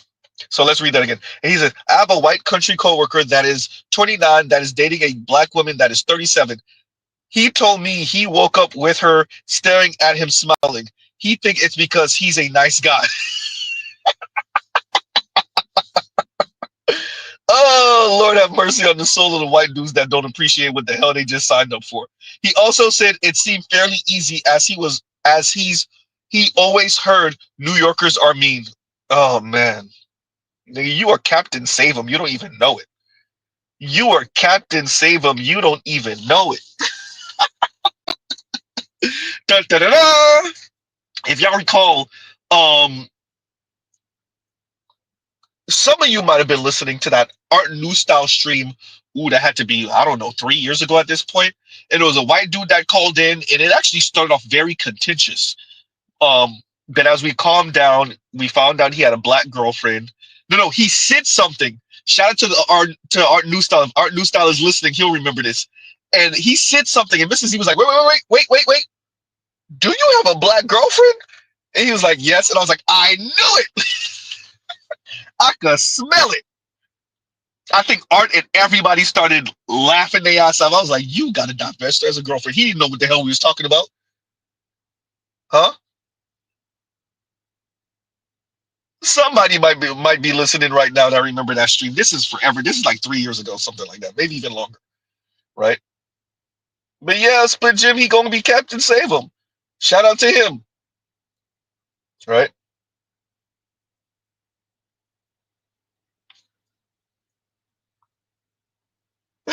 Hey, Indigo, there. Look, what you're saying right now, hey, you know, I'm not gonna say the person because they're not here right now, but I will say someone sent me a video of a maybe older black woman um who was burnt. She was burned by her husband, white husband, and on purpose. He set her on fire on purpose. And you know the reason why I'm not playing it is because it was really sad, and she's really been disfigured um because of it. But she's supposed to be having surgery. I didn't follow the story. I just saw the clip and kind of left it at that. But she's supposedly supposed to be, or maybe already have. She's going to need cosmetic surgery, you know, to bring her back to something that's not, you know, so bad. And yeah, right. Wait, I didn't see you had a super chat too, Chief Rocker. Wait a minute. I got you, Chief Rocker. I done skipped your super chat for real, huh? Okay. Oh, you know what? Yes, I did. Yes, I did. I got you. I got you. Thank you. And yeah, it was bad. Oh, he said Monday. Okay, Monday, my brother. I'll give you a reminder. Okay. All right. Thank you, Ross. But yeah, so it look, as black men marry and date out, and as black women try to marry and date out, you will be subject to whatever negative proclivities that group of people enact on their spouses. So whatever their thing is, you're gonna be subject to it. Whatever the negative stereotype is, you're gonna be subject to it. And so if the joke is, as Eddie Griffin said, over my dead body, hey, black women, you're gonna be subject to it. Huh? And appreciate when the white man says over my dead body, what he really means is over your dead body. For those of you that don't know, shout out to all the folks that's listening from overseas. If you don't understand white lingo in America, yeah, when the white man said over my dead body, what he really means is over your dead body. Huh?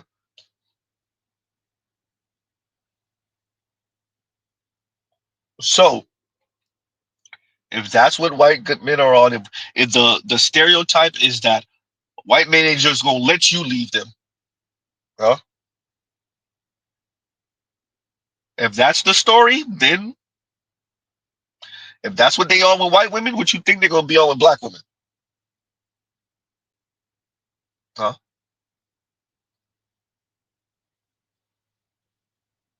So that's just something that black women gonna have to deal with. And a split gym, your coworker, let's see. Shout out to black women. We know black women are not opposed to ending with nobody younger.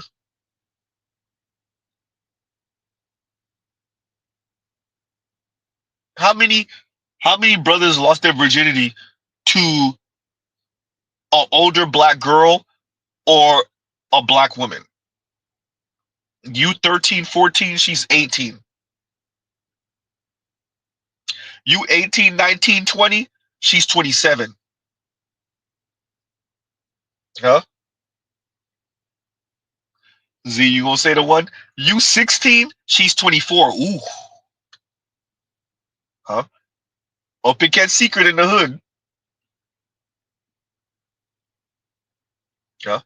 Open cat secret in the hood is there's a nice chunk of black men, black young men, black underage losing their virginity to grown ass women. Yeah. So black women are not opposed to it. They definitely not opposed. She's 30, she's 37, he's 29, and he's childless, I think you're saying too.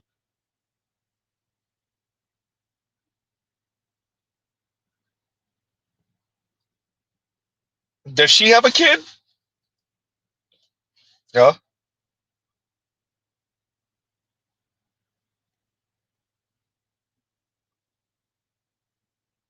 Spademan says, great time to be a subpar white man knowing there's a plethora of decent looking black women to choose from. Look, if you're an extra average white guy, you could travel this planet and pipe everything moving practically.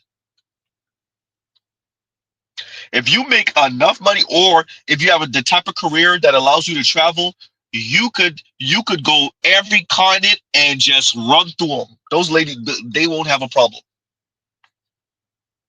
Huh?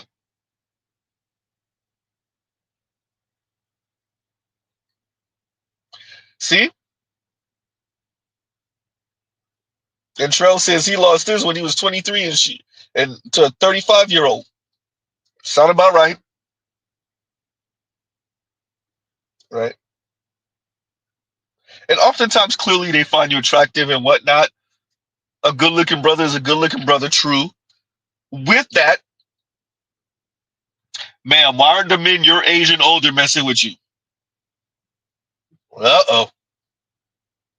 Huh?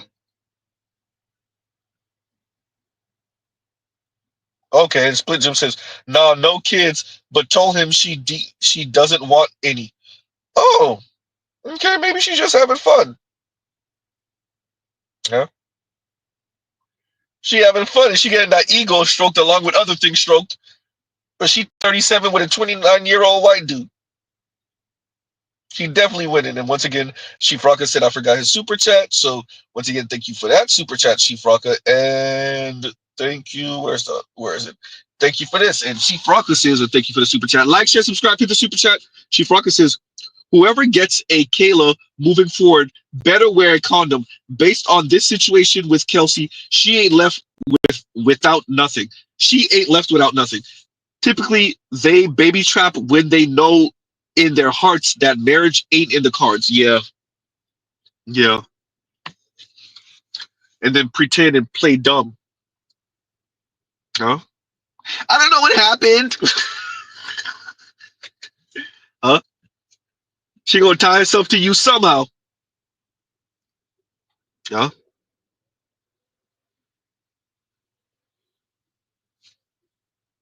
Man.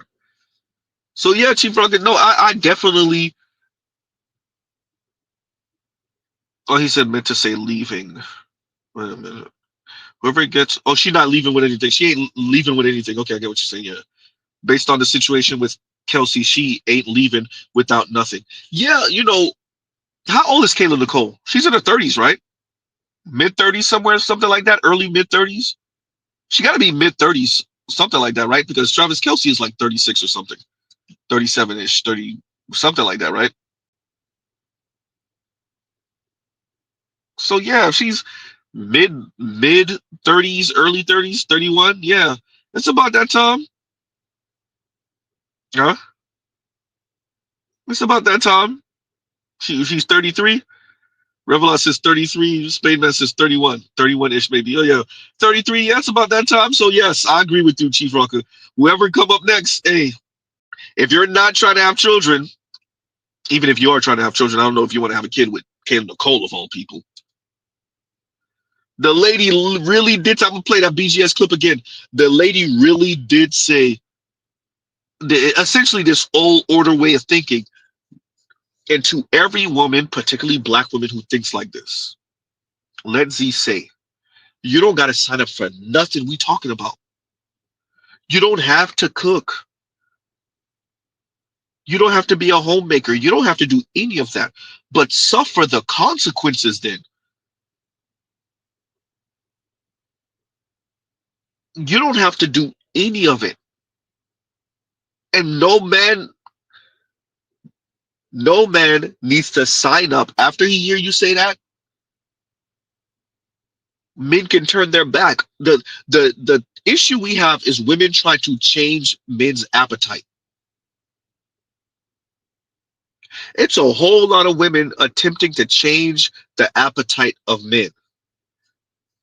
Kevin Samuels used to say cheese pizza. Mr. Z gonna say pepperoni. Rest in peace, Kevin Samuels. No, ladies, the men want pepperoni pizza. If you don't have pepperoni pizza, they're not going for the tacos. They definitely ain't going for the hot dogs. They're not going for the hamburgers. They're not going for no. They're not going for the sushi. The men said pepperoni pizza. Shout out to the women for trying to. attempting to change the appetite of men. The men said pepperoni pizza. And if you think it's beneath you to give pepperoni pizza, then deal with the consequences of the men saying, I'll go to another restaurant. I'll go somewhere else. Huh? I'll patronize somewhere else. Weirdos. Huh?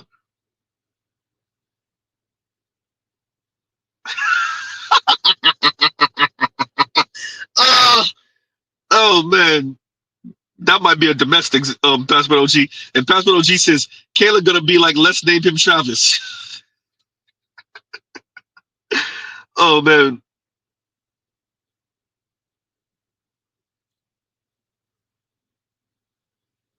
Man. Shout out to whatever man signed for that. Right? And let's play that clip from Kay and Nicole again. Wait a minute. Well, let's play a BGS clip again that has Kay and Nicole. Here we go. It's ultimately disrespectful. And if you guys remember, she had a very disrespectful rant towards Cam Newton about something similar. And when it comes to doing just motherly duties or womanly duties, when it comes to taking care of a man, Kayla Nicole is very selfish, all right? She doesn't want to cook. She doesn't want to clean. She will not help you do things if you're not paying her. She said it herself. So again, despite being very pretty, she's not very malleable. She's a side chick. She's a perfect side chick. She's like Saudi Khan. They're courtesans. They're side chicks to wealthy dudes. That's what they're there for. Right? And being very beautiful gets you very far in life. But if you're not malleable and if you're not a person that is willing to give your mate what they want, then obviously the richer a guy is, the more he can get rid of you. And again, this is what you want to be. You want to be around successful guys, but you're not willing to give them what they want. And she continues the assault on David Justice. Be a good mother. No, if she could cook or if she can clean. I don't know, guys. I just feel like if you still live by this age-old adage of a woman needs to be able to cook and clean, you should get on TaskRabbit. They got 150,000 women on there that specialize in cooking and cleaning. Hire them. Because that's what you want. You want to hire someone. You don't want a partner. You want a slave. So if you want your... So what are you there for? Okay. Exactly what BGS said. What are you there for? Look, shout out to all the women who think it's beneath them, who think men are trying to quote unquote humble them or tell them where their place is, which kind of are, but not in the negative sense that you're taking, excuse me, taking it as. Shout out to all the women who think this is beneath them. The men are showing you through action. Black men, young black men are showing you through action what they think of what you think, what they think about what you think or feel. Huh? Kay and Nicole, and I saw many of you saying Taylor Swift cooked Travis Kelce or baked Travis Kelce a bunch of stuff and gave it to the whole team or baked the whole team some cookies or whatever y'all said she did. So we got a whole billionaire baking for the whole team. And little known Kay and Nicole is saying she's above it. Like, black women, do you appreciate how you're your own worst PR? Do you appreciate how you are your own worst PR? You had Chisel Chin Chad, like you had them in your hands, Kay Nicole, and you fumbled it. But huh? You fumbled Chisel Chin Chad.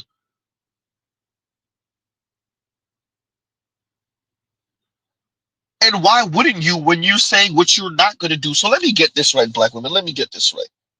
Y'all telling rich white men what y'all not going to do too? Because I know it's not all of you. Like most of you, y'all real humble and get on your knees. I said it the way I meant it when the white man come through. I said that the way I meant it too. Huh? Y'all get some act right when the white man come through. But the rest of you are telling the rich white men what y'all not going to do also? Oh, wow. Huh? Yikes. The Roger Report says the whole team? Yep, the whole team. She baked the whole team cookies. And Kay and Nicole is talking about what she's not going to do.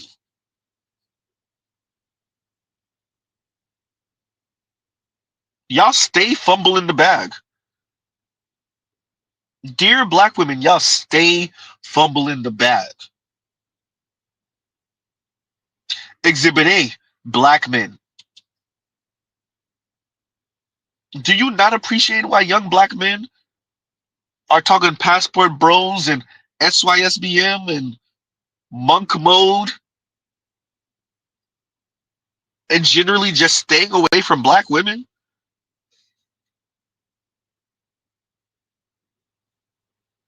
Oh man. That I dated. Hi, this is Dr. Yana. I'm calling from South Florida, and I'm really exhausted with the number of brothers who always lay their issues on black women rather than doing the work. Black men need to step up and be more masculine, and then it would allow black women to be more feminine rather than doing the work and figuring out how to make things better. We're always running away. Our men are always running to other women and blaming our black women. It's sickening. No, I don't believe black men need to continue to run away from their tribe. Black men do not need to continue to abandon black women.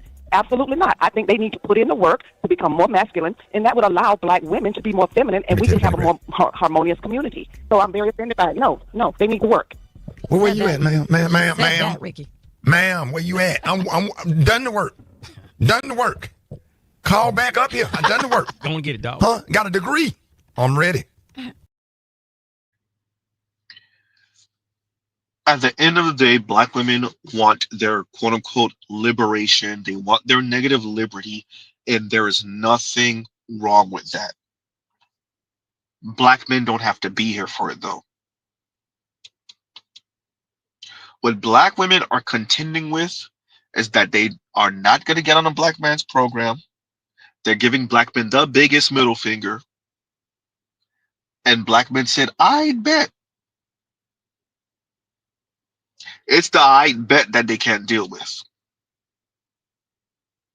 What men won't provide women, what no man is going to provide women, particularly black women, is security for your autonomy. Kick rocks.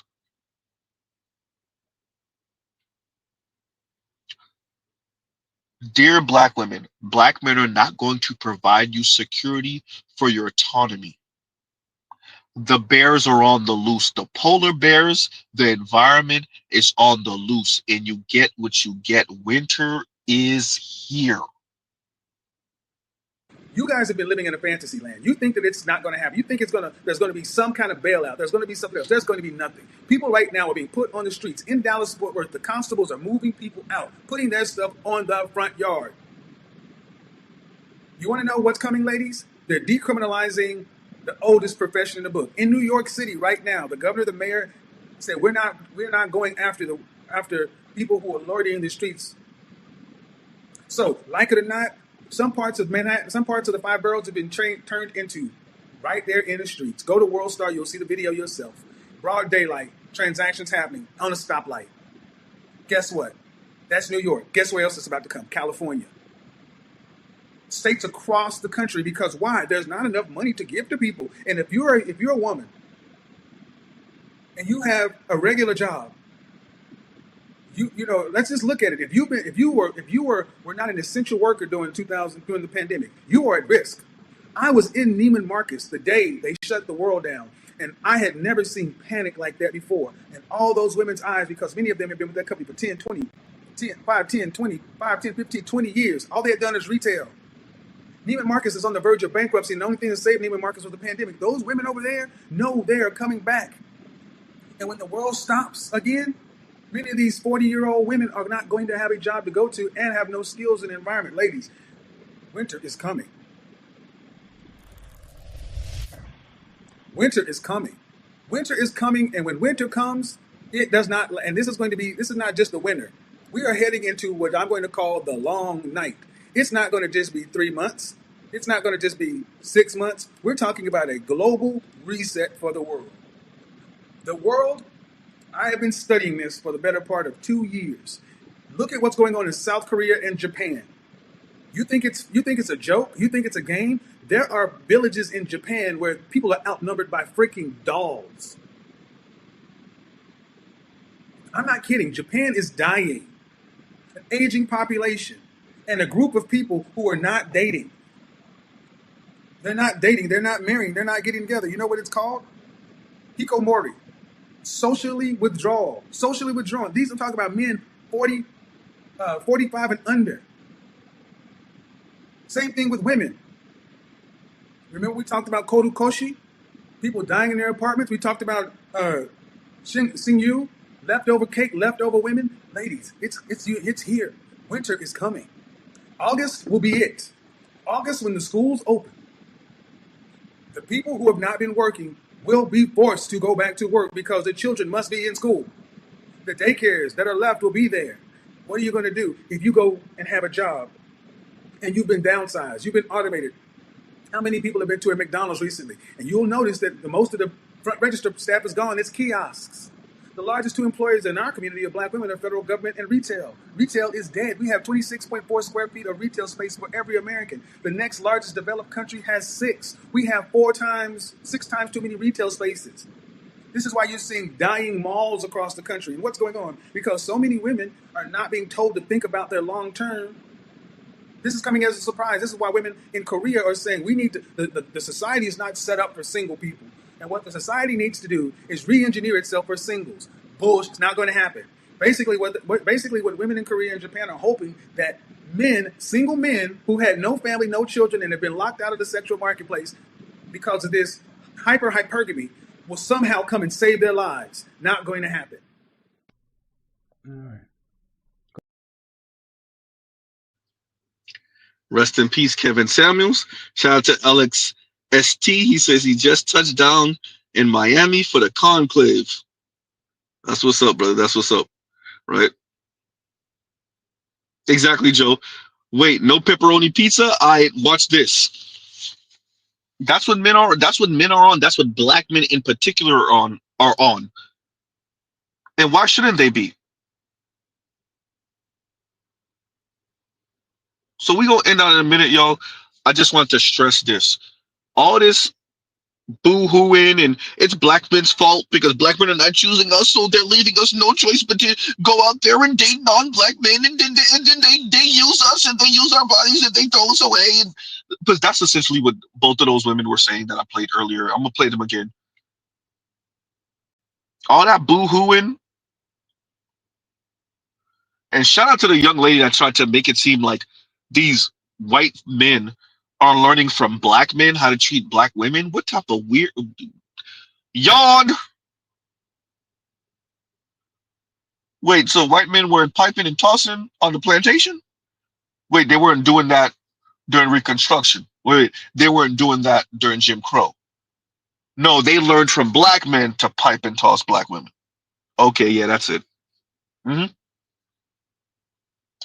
Boy, y'all bending of history to fit a weirdo narrative?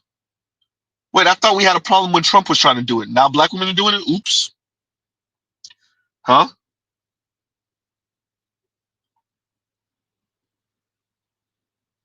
Yikes.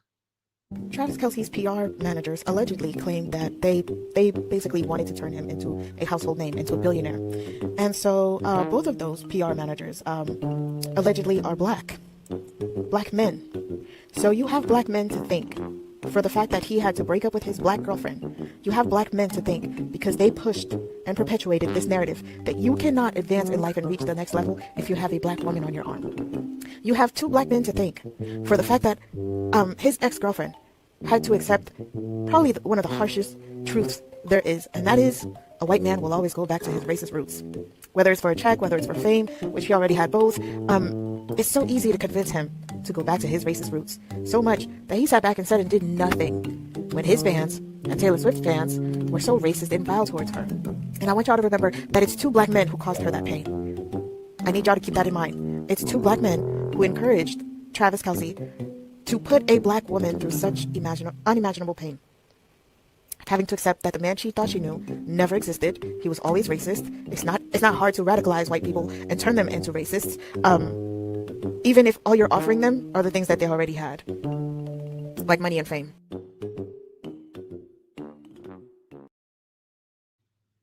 Shout out to Shay Sade. But essentially what that young lady was saying is... She had a weird conversation with me, like 2 months into us dating. It made me think that she had some like different motives to dating me.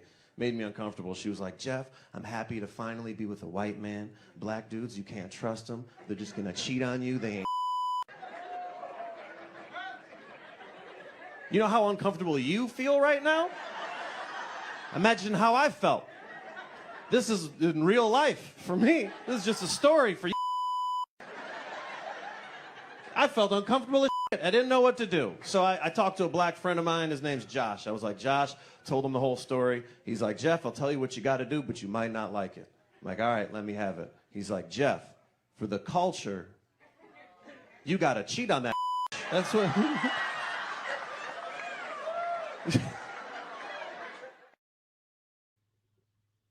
Yeah. So in other words, the white worship didn't make the white man uncomfortable. The throwing black men under the bus in front of the white man, no, that's not a problem either. But as the young lady was saying, these black men are showing white men how to treat black women negatively, of course, right? That's a problem. The white male worship, not a problem.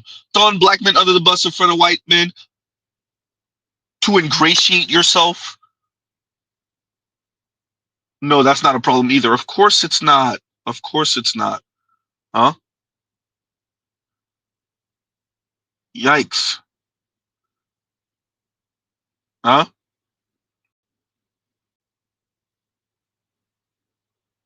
And Saint Cyr says, I just played the game. Chopped in the new. I said chopped. Okay, let's read that again. I just played the game. Cop the new 2K26. Work out, go fishing, hit the shooting range, do a parlay here and there, go to uni, and vacate domestically and internationally. Very fulfilling life. I said I want pepperoni pizza. Hey, there you go. Right? I said I want pepperoni pizza. Saint Cyr said I want pepperoni pizza. I see you, Inspired Truth. I ain't gonna stop you. Right? I see you, Inspired Truth. Right? Inspired Truth, look, it looked like Inspired Truth might have signed a contract with Wayne or Baby and them, and he said he gonna bring Cash Money back. He gonna bring Young Money back. But yeah, Saint Cyr, look, we are now in an era where we can entertain ourselves. We can keep ourselves occupied. We can keep ourselves occupied. And we can do things that are fulfilling. We can go places. We can have experiences. I want experiences. The men are having experiences. Right? We can do these things and we can do them cheaper. Huh? And so the ladies just find themselves once again in an unenviable position. This is on black women. Saint Cyr said he copped 2K26. He go to work, he work out, he goes fishing, he hit the shooting range, he gamble a little bit, huh? He's going to school and he's vacationing, both domestically and internationally. Huh? Saint Cyr been subscribed to me for how long? He don't be bragging about that. He doesn't brag about that. Meanwhile, for black women to save face and to not sound as depressed as they actually are and as lonely as they actually are, they're gonna tell you do other stuff. I keep it. Shout out to Tracy Ellis Ross with that whole travel series crap she got going on right now. Huh? Shout out to Real Talk with Yanni with her decenter men talk. You see, you gonna play the clip? I ain't gonna play the clip. Don't worry about it. Huh? Yikes. And Saint Cyr, thank you for the super chat. Thank you for the super chat. And Inspired Truth says 1. Then he says 2. Then he says, wait for it. Gold. Check email. Wait a minute.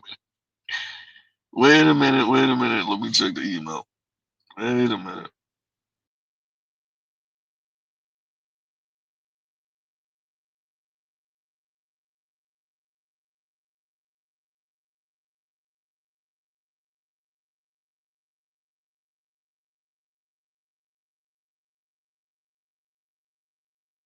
I'm gonna make it shorter. Don't worry. I'm gonna find. I'm gonna clip it and just play that, and then we'll see if we'll see if YouTube flags me for it. I'm gonna do a stream knowing I'm gonna get demonetized for that stream because that's how probably they're gonna play it. And yeah. But thank you for that. So all I gotta do is make it shorter now, and then I'm gonna use that because that is exactly what these ladies are doing. They goddamn embarrassing us, right? And shout out to Inspired Truth, right? And rest in peace, Pimp C, because he's right. Take that monkey shit off. Y'all embarrassing us. Y'all are embarrassing us. Goddamn.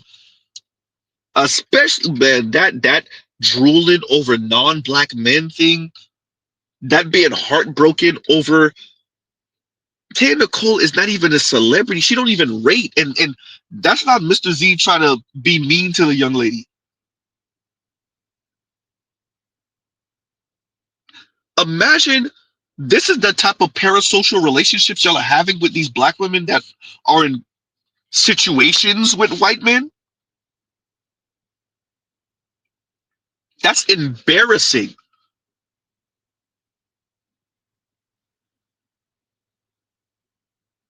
Y'all are heartbroken that Kayla Nicole, who if it wasn't for Travis Kelce, y'all wouldn't even know about. How many black women are watching sports news?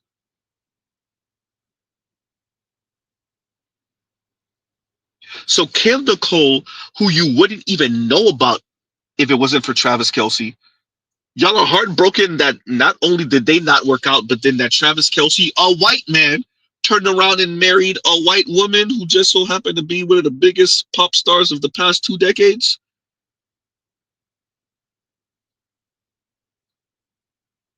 This is a story because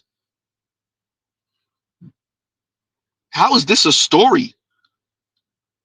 It's embarrassing. Huh? It's embarrassing.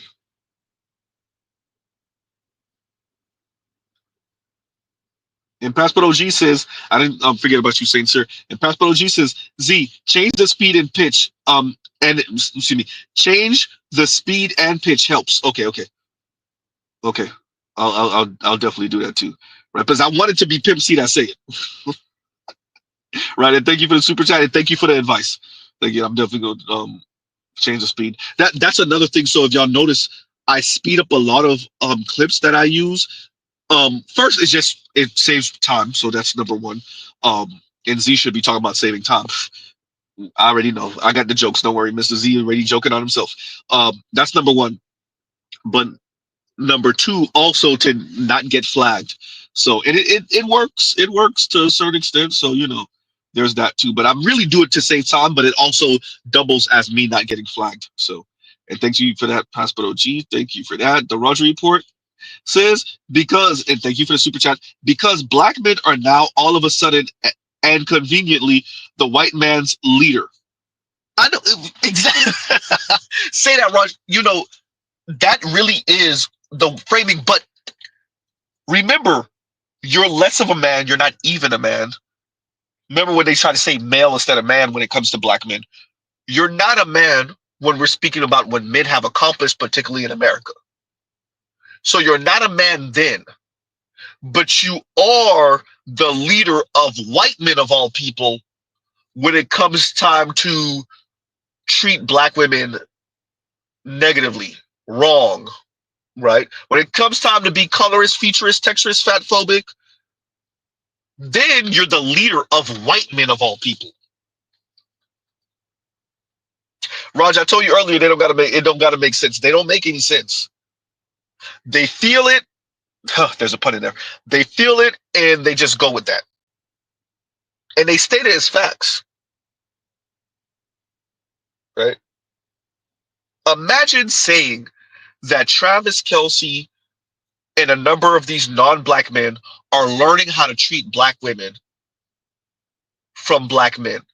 Like they don't have their own anti-blackness in their culture, that they weren't raised and bred with anti-blackness, particularly if you're in America. But no, it's black men that are causing these non-black men to pipe and toss black women, to be violent towards black women, to be mean towards black women, and et cetera, et cetera. Yeah, that's it. Black men ain't leading nothing. Black men can't lead themselves out of a wet paper bag. But somehow, when it comes time to treat black women negatively, black men are leaders of white men of all people and other non-black men. Yeah, that's it. And thank you for the super chat, the Raj report. Yeah, it don't make any sense, Raj. It doesn't make any sense. And it was never meant to. Right? And Mr. Donnie Mack says, and thank you for the super chat, black women are upset that Kay and Nicole didn't get the fairy tale ending that Meghan Markle got with Prince Harry. Plenty of parallels between Travis Kelce and Prince Harry Windsor, right? Yes. Because it's about living vicariously through her. It's about feeling like black women are, and shout out to BGS for playing the same clip. As a matter of fact, let me see if I can bring that up. I'm gonna have to make space. What can I let go? Okay, I could. If you research 2020. I played the Medium Man video enough. We can let that one go. Y'all give me a second. This is the one. Y'all give me a second. We're gonna play that in a minute. But yeah, she actually said it, right? There we go. Here you go, Mr. Donnie Mac. You don't really see men yearning for women in this day and age. And then with him being a fair-skinned male and I'm a dark-skinned female, but seeing me being loved out loud resonated with a lot of people in my community. It's like, oh, this is beautiful. Like dark-skinned black woman being yearned for and loved out loud by someone that looks like Nick. It's like, this is beautiful. Like this is like healing the world in a sense because you don't see this often, especially not. So the young lady, her name is Olandria. The young lady said the quiet part out loud. Go into what Mr. Donnie Mac said. Right? That fairy tale ending, loved out loud by a white man. Olandria is telling you, you don't see men like him loving women like me out loud. Translation: I know my station in America as a dark-skinned black woman. And what you don't see, even though we do see it on television and commercials and all over the media and definitely all over social media, but okay, fine. What you don't see is a dark-skinned black woman like me, who's supposed to be part of the permanent underclass, being loved on out loud by the man, the white man. And in a sense, it's healing the world. BGS was right again. The bell hooks line. What makes America, particularly white men, racist is that they will not marry black women. Not that they won't have sex with black women, that they will do. An attractive black woman is an attractive woman. A white man want to smash too. Show her publicly, put a ring on her finger, that's a different question.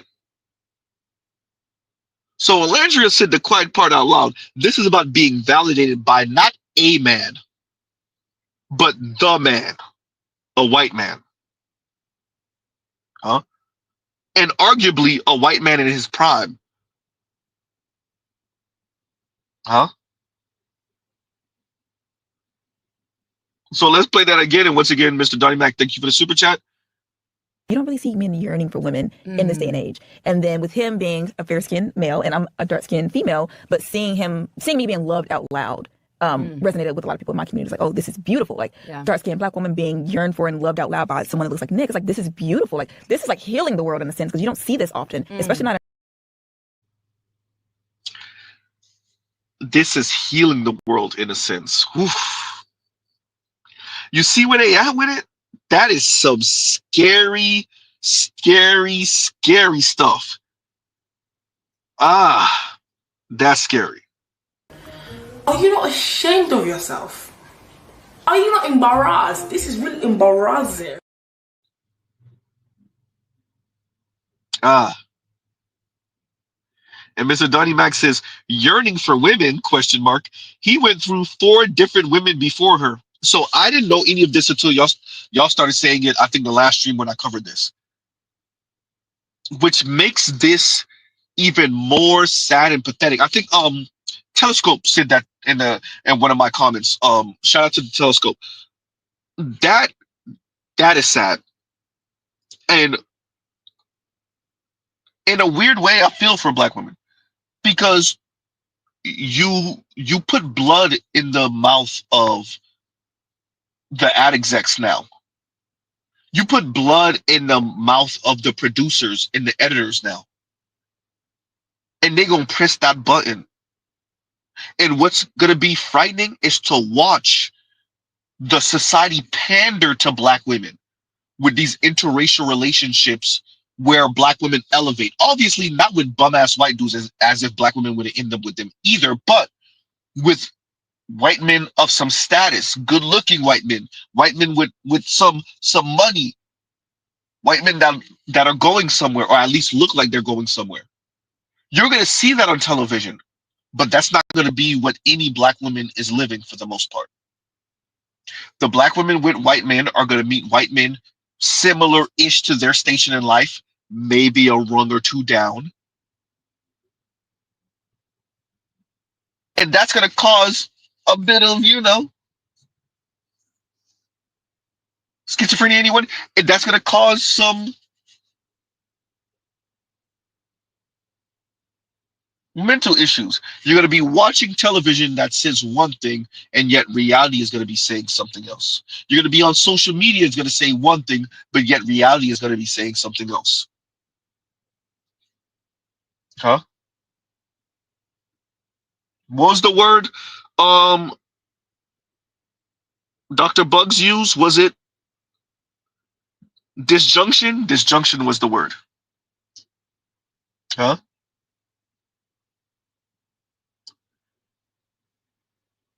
Yikes. And Mr. Donnie Mac says, if Black women only knew how much white women love Jason Kelce far more than Travis Kelce. Huh? Yeah, I know they don't know. They don't watch sports like that. Mr. Z don't even know. But the ladies don't know, nor do they care. He's the one that got away. He's another white man that got away. And so they're heartbroken. Huh?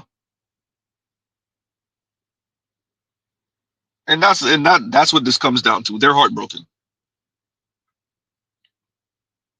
And Leon says, it is, and thank you for the super chat. Like, share, subscribe, hit the super chat. It is a story because it's almost like a pretty woman, unknown Black woman, winning prom queen with a white man quarterback jock, but at the Super Bowl with 127 million people watching. Yeah.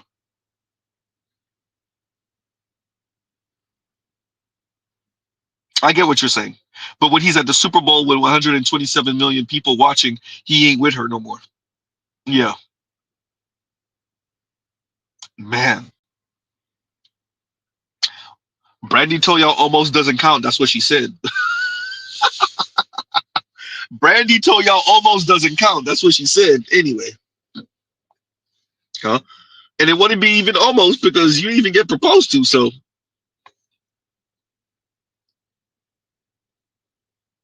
Yikes.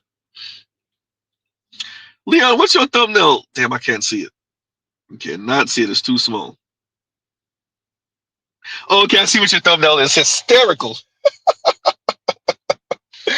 Oh man. Right. And Louis, I did see the pictures that you sent. I'm gonna use those another time because I have something for especially one of the ones where you sit with the polar bear and accountability. I definitely have something for that. I have a stream idea for that. And Leon, thank you for the super chat. Thank you for the super chat. Joe says Kayla treated Kelce like a black man, and he said nope. Oh man. Telescope says pandering is the opiate of the lashes, the masses. I know what you meant to say, the masses. All right. Yep. Damn, that's. Leon says, Z, you need to watch more Disney Channel. Well, you know, with what time, Leon? With what time? Oh man, I joked with Miss Z one time. I was like, man, I'm gonna go get me a side chick. I need somebody to fill in for where you lacking. And she was like, with what time? And it was funny because it was true. It was, I can't even threaten my lady with a side chick, but she like, yeah, right. It was funny. Look, I'm streaming right now. Exhibit A. I'll rest my case, Your Honor. That's all she would do. This thing's streaming. I know what he's doing. Right? And thank you for the super chat, Leon. Thank you for the super chat. Well, what time do I have to watch the Disney Channel, Leon? Well, what time? Right? I be feeding to play Forza, and I'm lucky if I get a good 2 hours in a week. If I get a good hour and a half in a week. With that, we gonna end it on out. But yeah.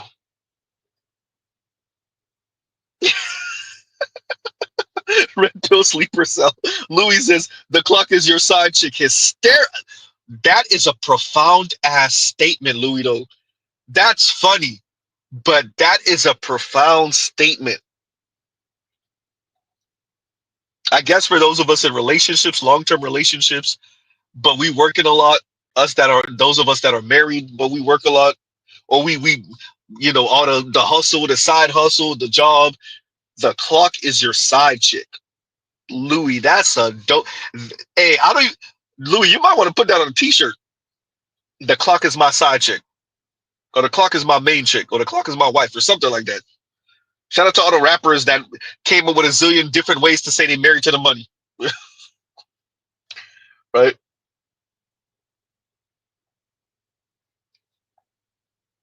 Man. You told me about this, and Leon says, Z, I've been trying to talk the wife into having a maid come by twice a week. No, she ain't trying to make you Arnold Schwarzenegger, that's why. She said, damn that.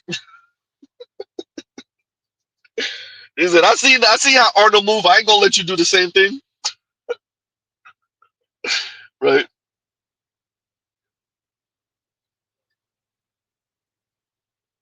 Afro Mercy said, right. Women don't even realize ninjas don't got time for the other women like that. Bro, we are not our granddads or great granddads. Ain't no side family. ain't no side family you gonna find out about at the funeral. Right? There's no side family on the other side of town. That's not happening. Right?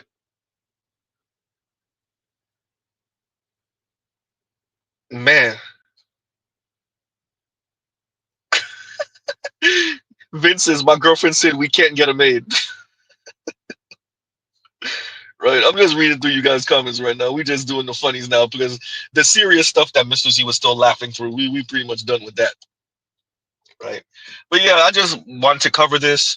I wanted to emphasize and stress that, dear ladies, this is of your own doing. You constructed this with your hands, right? And now the polar bears are out and they're on the hunt. The polar bear being the environment, right? Winter is here. Rest in peace, Kevin Samuels. And the polar bears are hunting. They're stalking you. Mr. Z chose the polar bear because, one, obviously it's cold outside, so it's going to be a polar bear. And two, because polar bears are known to stalk their prey, including humans. It took Z 2 hours and 15-ish minutes. It's 2 hours and 18 minutes. It took Z 2 hours and 15 minutes to explain, yes, polar bears are known to stalk their prey, including human beings. And rumor has it that if you see the polar bear, it's a wrap. That's your ass. You ain't getting away, number one. Huh?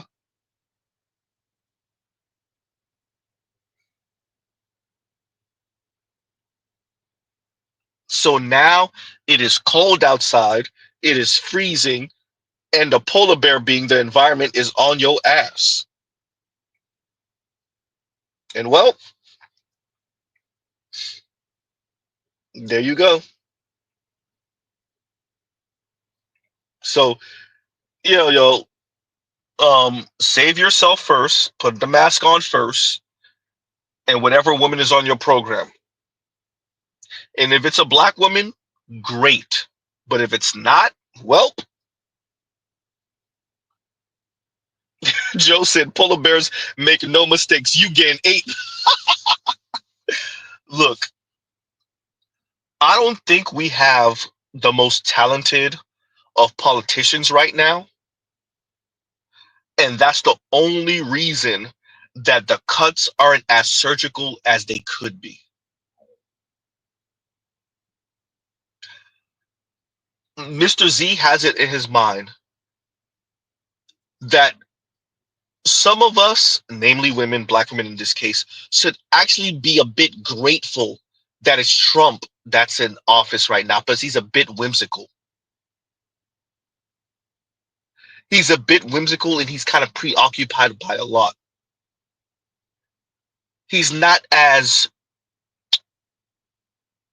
those folks that are like borderline single-minded, and when they get on something, that's what they're doing, and they're so technical with it. Be very grateful that that's not who we see Trump as. That's not who he is. Huh?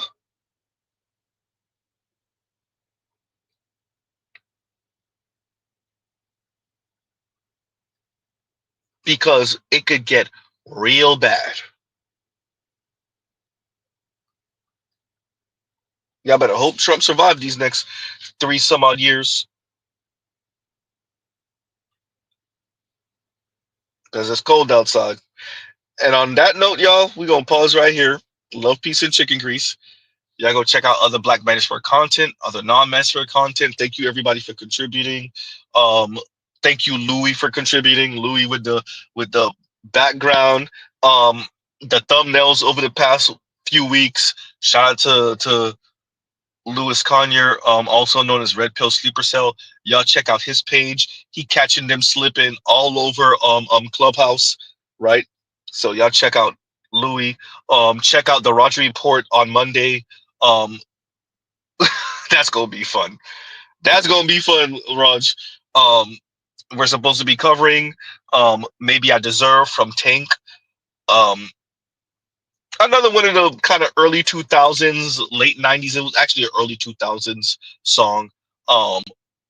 Super Simpin', right? So yeah.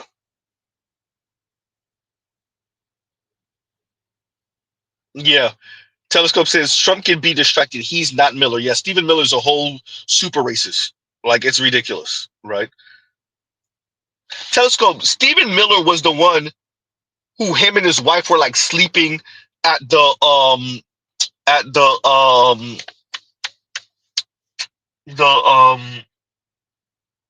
I can't even get the word out right now. I want to say voting booth so bad. That's not what I'm trying to say though. At the RNC, not the RNC Center. God, I can't get it out. But yeah. And wasn't Steve Miller's wife pregnant at the time too? Or am I hearing that wrong? I'm gonna have to go look that up, research that. Yeah. Yeah, y'all. So, okay, Mrs. E, talk about that Afro Merchant sidebar. Yeah, I was really on some sidebar just now. So let's pause right there. Love, piece of chicken grease. Yeah, go check out other Black Manosphere content, other non-Manosphere content. Shout out to the replay gang. I'm gonna go look that up, but I was just trying to say, because I think that was Stephen Miller that was sleeping at, like, was he sleeping at Mar-a-Lago too? Maybe, but I think he was either sleeping like some weird place this second when Trump was running the second term or the second time around, something like that, right? And Chaos is about to go live, so y'all check him out. And on that note, y'all have a great rest of y'all night. And Mr. Z out.